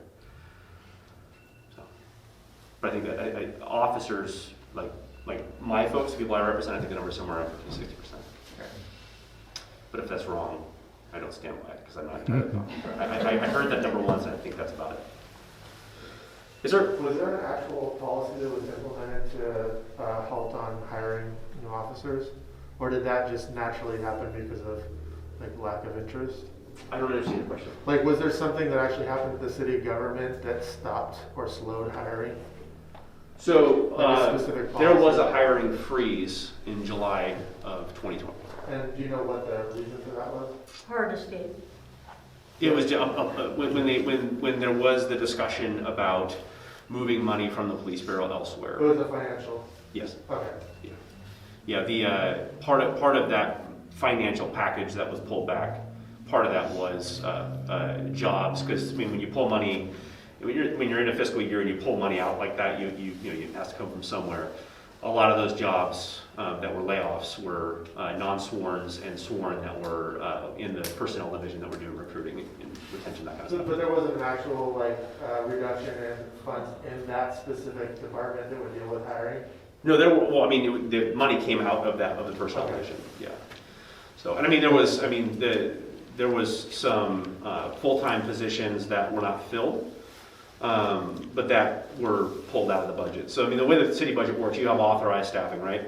And some of that is, you could technically call it overhire or the potential to hire. But if those positions are pulled out, you can't fill them. And again, when you have a civil service type thing, you need to have vacancies that you're kind of projecting towards so that you can hire and fill them. It's a build the ship while you fly it type scenario. Yes, ma'am. Is there any update on the cameras, the body cams? So, say that again? You haven't gotten back yet? Your body yet? We do not have them. So the body-worn camera policy discussion exists with the DOJ right now. I saw a news article the other day that said that there was an agreement. It's just an agreement to discuss things. The PPA has been asking for body cameras since 2012. And there is a lot of information out there about body-worn cameras. The thing that's always difficult with all of these conversations is some of it, we're having negotiations about it, and so my lawyer yells at me if I say things in meetings because I'm not supposed to talk about things yet. But the reality is that we're the only agency in the top 75 size agencies in the country that doesn't have them. I think body-worn cameras are an excellent tool. There's a lot of conversations amongst different groups. It's kind of funny because you have people who are very supportive of body-worn cameras and supportive of law enforcement kind of at large. You have people who are not supportive of law enforcement and also not supportive of body-worn cameras. And there's all kinds of privacy issues and other things that come with it. And some people, it's a very interesting conversation. We will have them. We will get there. Again, right now the discussion is fully around the policy and how you navigate all those things. Emily, thank you for being here. I'm bringing up a thread from our last speaker conversation around where our tax money goes. And I do not mean this in any antagonizing way, but I am curious to know how much money the police paid out to settle lawsuits in the last year and how that trend has been going. So the easiest way to answer this question is insurers pay for all of that. And the thing that's interesting about insurance when it comes to lawsuits is that when you have large municipalities, you actually don't control. You have people, so you pay insurance, right? We being the Portland Police Bureau, meaning the taxpayer? So any organization who exists, including the city of Portland, has insurance. And if someone sues that organization, the insurance company controls whether or not you settle, whether or not you pay in a lawsuit, all those things. So I'm not aware of more than a couple lawsuits in the history of the city of Portland that have actually gone all the way to the stage of a judgment. Almost always what happens is you have a bunch of attorneys who look at a lawsuit, they then take it to the insurer, and the insurer makes an assessment from a risk management based standpoint that basically assesses lawyer fees, the potential for loss, all those things. And lawyer fees are by far the most expensive piece of a lawsuit. And so if you have a lawsuit that might take a year to litigate, they're going to say, okay, so the actual potential for loss on this lawsuit from a payout standpoint might be $50,000. But the lawyer's fees are going to be $500,000. And so the insurance company says to the city, you either settle this thing for X amount of dollars, or we will refuse to defend you, ever. Like, we'll pull your insurance. And so that's how all that works. So when it comes to actual lawsuits and payouts and everything else, all of that is managed by insurers. How much money has been paid out by settlements? I don't know the answer to that question, but that's how that works. When I get into a car accident, my insurance goes up. So I imagine that the cost of insurance is substantial enough that some amount of taxpayer money goes into it. So where would this information be available? I don't know. That I can be a conscious citizen of. So the city the city government manages all of the city government money. I don't know who manages that. Auditor's office. There you go. Okay, thank you. Or on maybe also. The auditor will tell you right to the penny. Perfect. Because they're non, what do I want to say, they're non-partial by any means. They're an impartial auditing entity. In fact, they told the city that they spent too much money in certain areas and they're not doing things right. So that's where I would go. Does the auditor have any kind of enforcement or any kind of teeth that they can? Other than getting on the news and saying, hey, this is our auditor's report, and we think that, that they're spending too much money on the water fountains downtown, it's costing too much money, whatever it might be, for city lights, you know, I mean, there's all kinds of things that they look at the budget and they look at how the money's being spent and if it's being spent in the interest of the people, because that's who they really represent. They're controlling the tax dollars. So, I want to talk about administration, like Prosper Portland. They might put a project out, and it might be, you know, a housing project, and it's a $10 million project or whatever, and they get 20% for marshaling that money. You know what I mean? Marshaling the money would be watching the money in the bank account, and that's their administrative costs.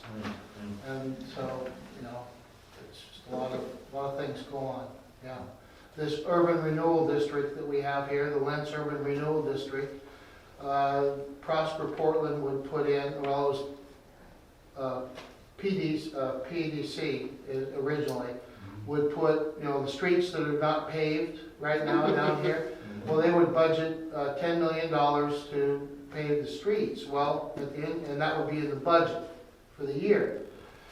And so when the streets aren't getting paved, I would ask, I was on the advisory public or citizens advisory group, why isn't this money getting out the door?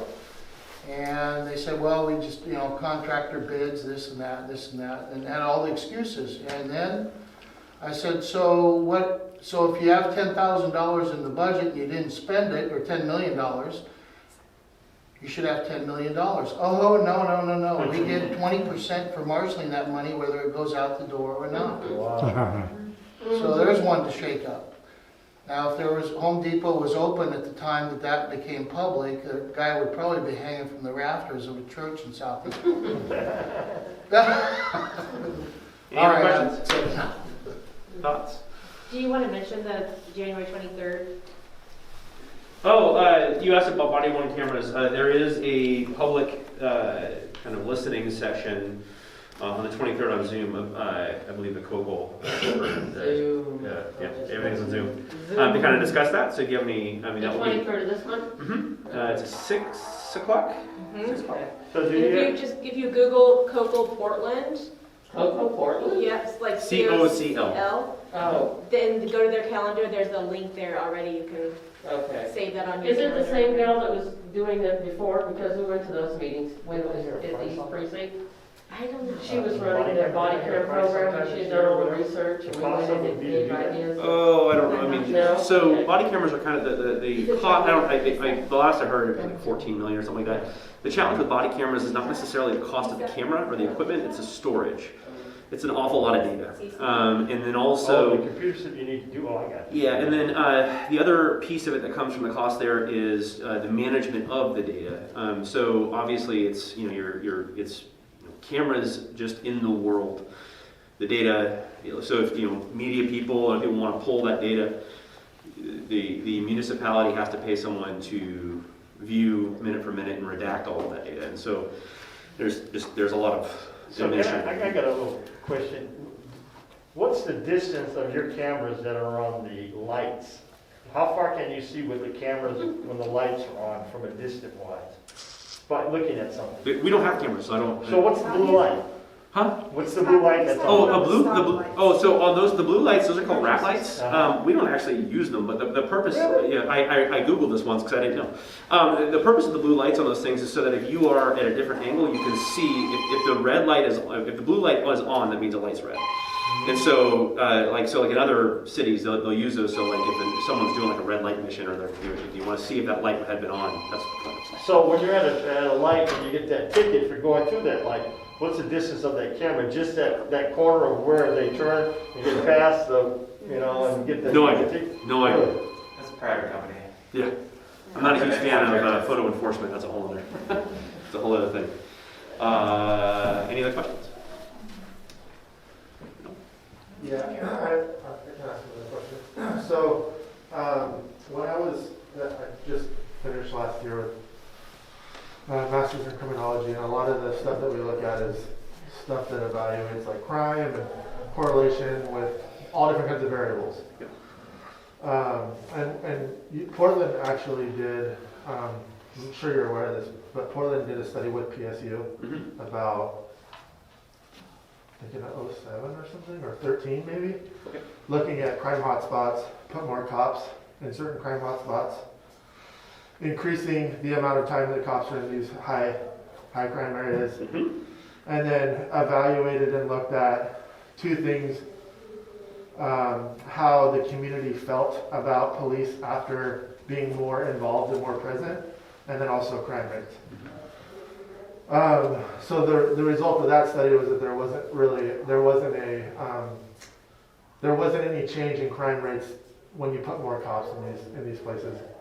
And then there was the recent study that showed that looking at Portland police budget and crime rates and how there was no correlation between budget, number of police officers. Talking about the one that was in the Mercury? Correct.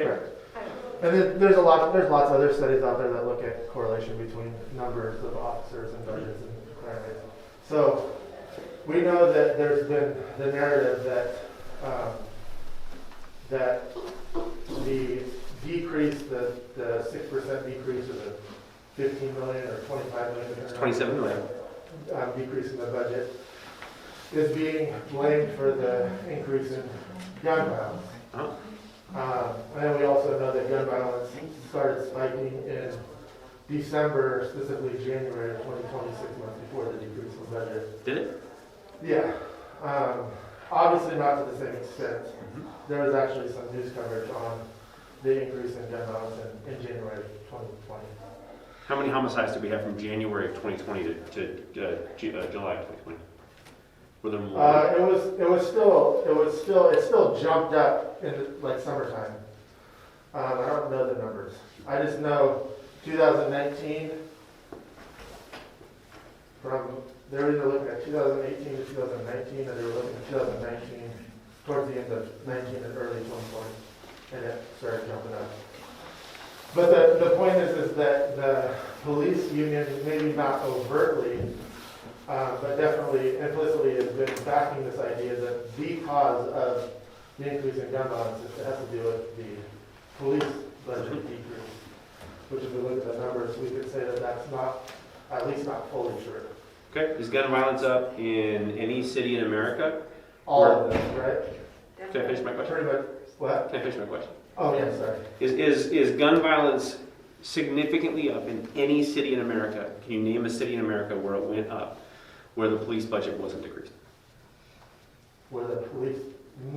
Philadelphia? So I haven't looked at all of them, but I know police... Yeah, there's a lot. I know police there are places where the budget... Right. There are cities, there's an article that looked at, I think, 8 big cities.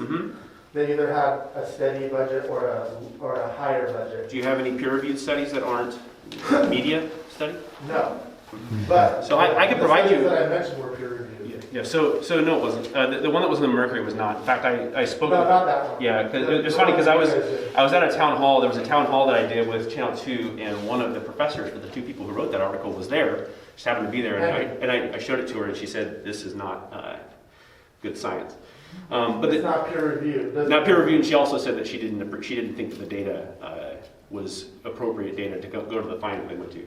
I could show you an article that is peer reviewed, that discusses the difficulty in analyzing more police officers, specifically because in this particular study, I can't remember what city it was in, but they discussed the fact that if you add 10 police officers, it reduces 0.1 homicides.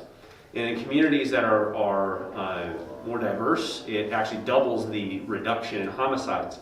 But the interesting thing is you also have the potential for over-policing, or the kind of sensation of over-policing. So the challenge is how you manage that. Similarly, when I was a district officer in East Portland, 162nd Stark, real high crime area, a lot of kind of low-level crime and high-level crime, a lot of shootings in that area. It was like 2010. There was the Chevron that's there, that's right across the street from the Dutch Brothers. On what street? 162nd Stark. Yeah. A lot of low-level crime issues we were having for a while, and so I was talking one day, I was getting a soda at the Chevron, he goes, "Hey, can you guys just be more present? Can you be more present just for like a little bit? Because I'm really, he was losing like $1,500 a day, and if you're not stealing cartons of cigarettes, how are you stealing $1,500 from a freaking gas station? I don't know. Right now it'd be a tank of gas, I assume, but anyway. So for about 2 weeks, we did like a hard target, like just everything, police, all the things. And he said, for the 2 weeks that we did this mission, he had no loss, 0 loss. But a lot of the people that he knew that were his regulars were like, man, it just seems like the police are everywhere right now. And so the difficulty is how you find the best way to balance both the feeling of safety, actual safety, and how that impacts the community. My personal opinion is the best way to do that is you want your police officers not just to be out there stopping and arresting people, but actually building relationships with people and finding ways to interact with community where your presence doesn't feel like enforcement, but instead you are kind of a woven piece of that community and a trusted partner. I mean, I was doing youth services before that got disbanded. And a big piece of that was, it's not just that you're there, because again, I was the sergeant of that unit. They averaged about 10 arrests a year, and 9 of the 10 per year were like mandatory. Someone had like a warrant or something. They weren't there to arrest people, but they were a trusted adult in those schools. And again, there's all kinds of studies and discussions about law enforcement in schools and how you best manage that. So again, all of that to say, I would challenge you to go back and look at the numbers for the homicides, because I think that your numbers aren't correct. But I do think that we had 1,500 shootings and 90 homicides last year. And that was the first full year since we had that reduction. There is clearly something going on in our community that's challenging. I will tell you from an enforcement standpoint, anecdotally, we have more people who have guns. We have more people who are not afraid to carry guns. And the real difficulty when it comes to violence, especially violence when you have people who are younger, they're more likely to carry out those shootings when they're not afraid of any kind of reprisal. Yeah. They're also more likely to be carrying a gun if they don't think they're going to be stopped or interacted with or prevented from doing so. They don't feel like they have any reason to not carry that gun. And the real difficulty with a lot of these shootings is that those shootings take place because specifically you have kind of a toxic brew of circumstances, one of which is just circumstances, that they have a gun with them, they see a person that they think that they need to do something with, and that circumstance presents itself. And the challenge is how do we disrupt that cycle? How do we find ways to prevent something in that equation from being present that would allow that to happen?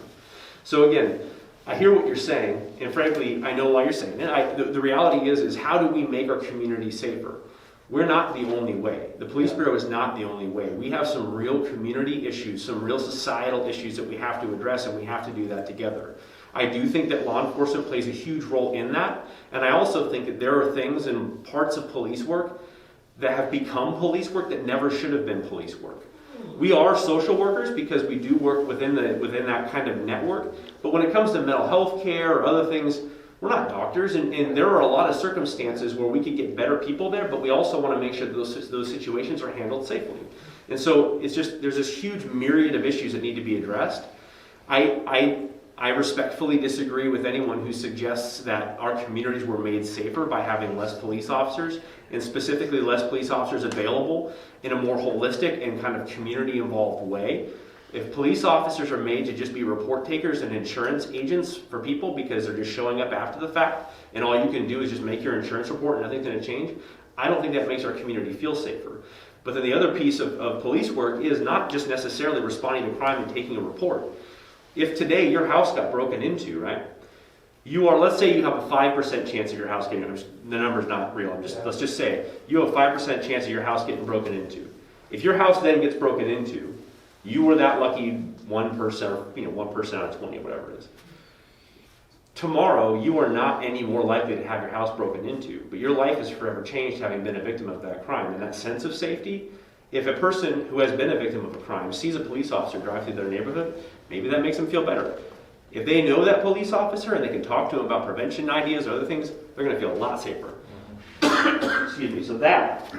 It also is a great two-way street because it's a morale builder for the police department. You don't support the police, it's like working for somebody and every day you get told how stupid you are. Yeah. And it's just wrong. It's just wrong. These guys are out to protect us. Yes. And save our lives and keep us away from these guys that want to commit crimes.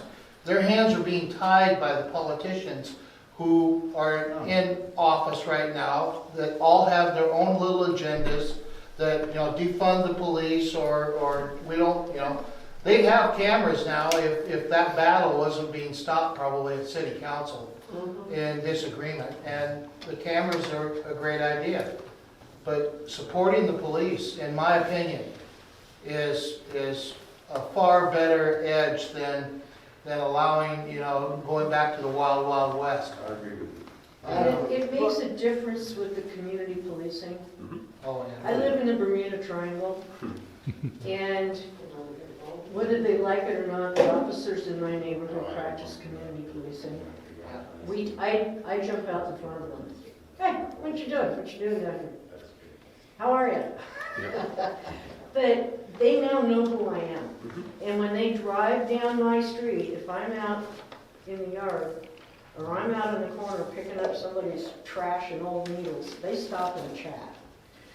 All of the nerd officers come back.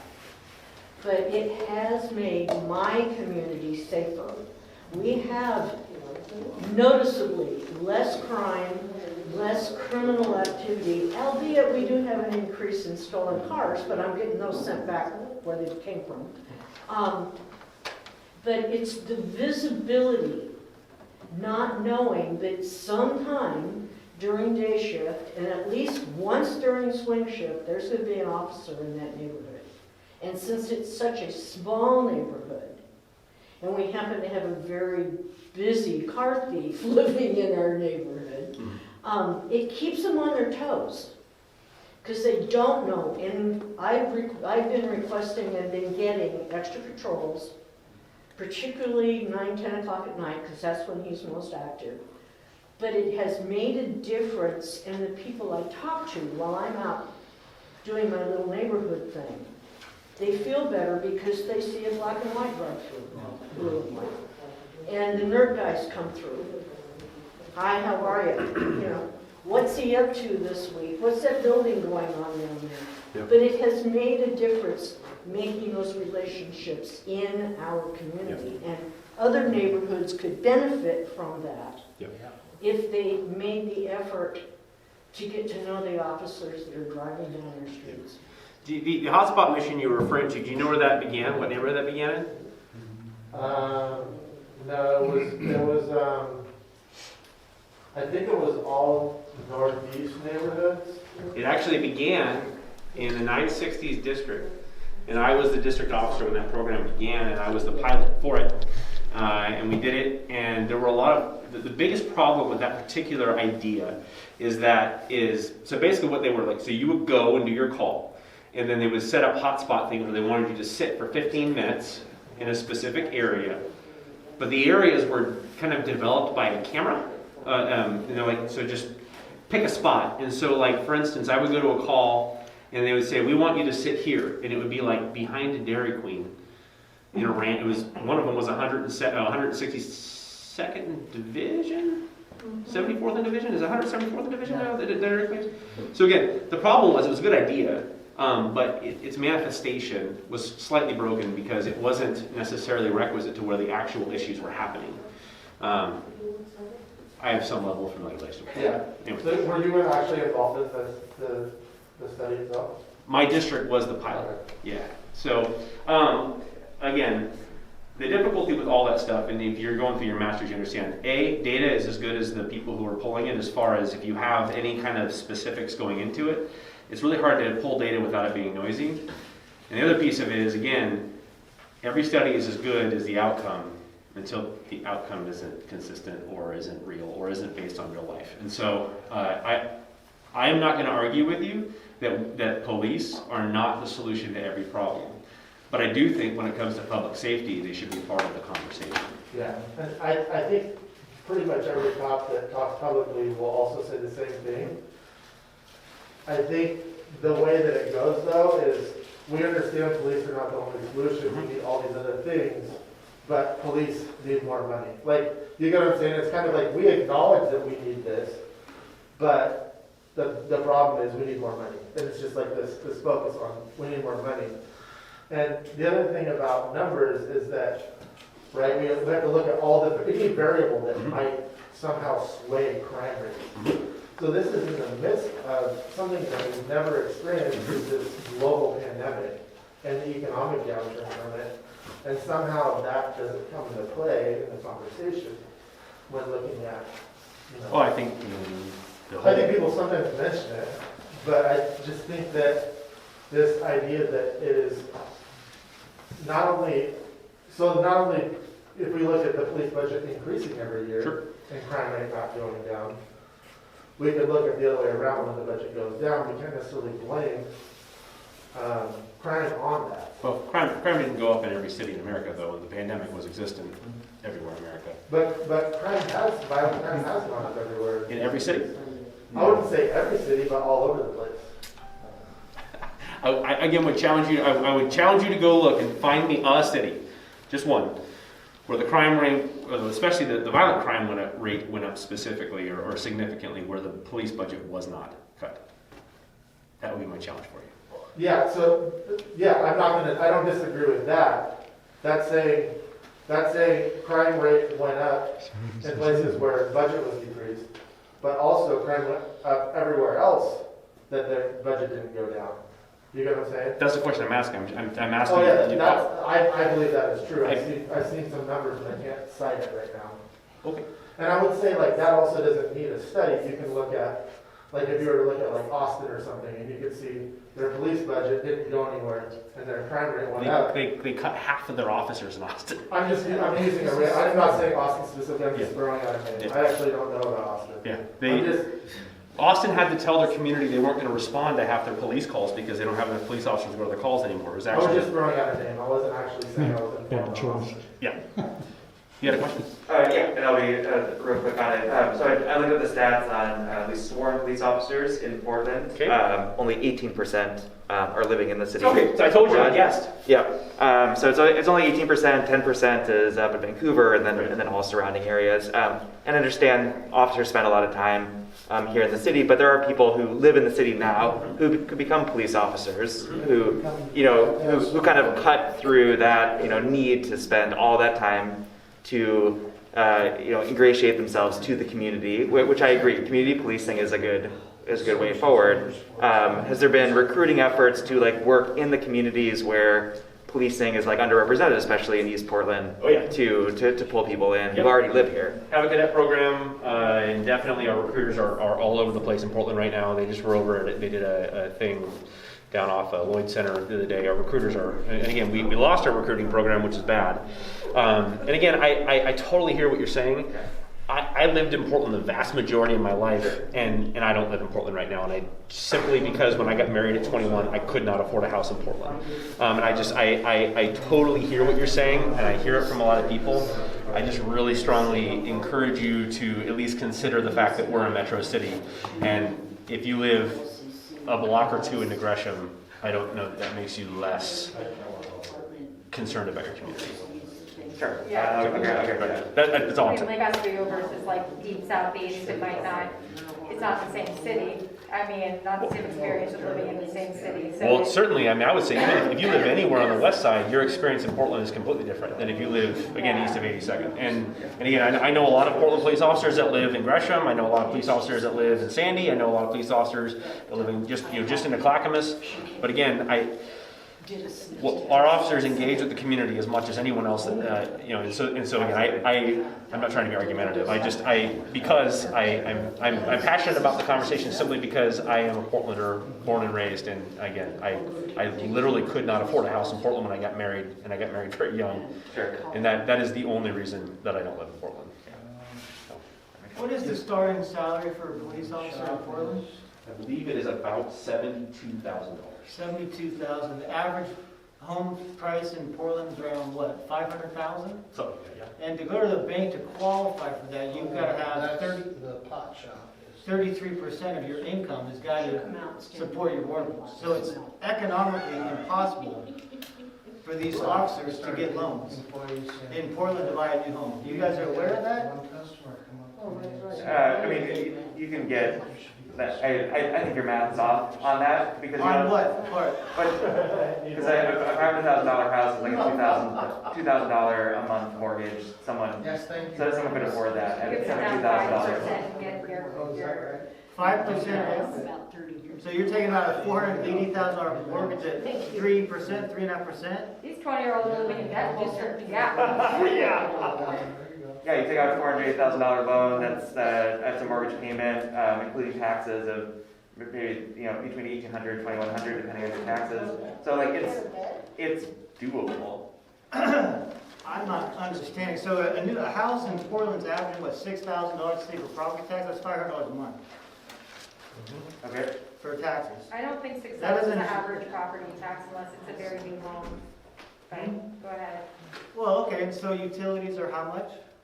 I want to cut through this math debate. Okay. So basically what my point is that I've got crime happening in my neighborhood all day and all night long.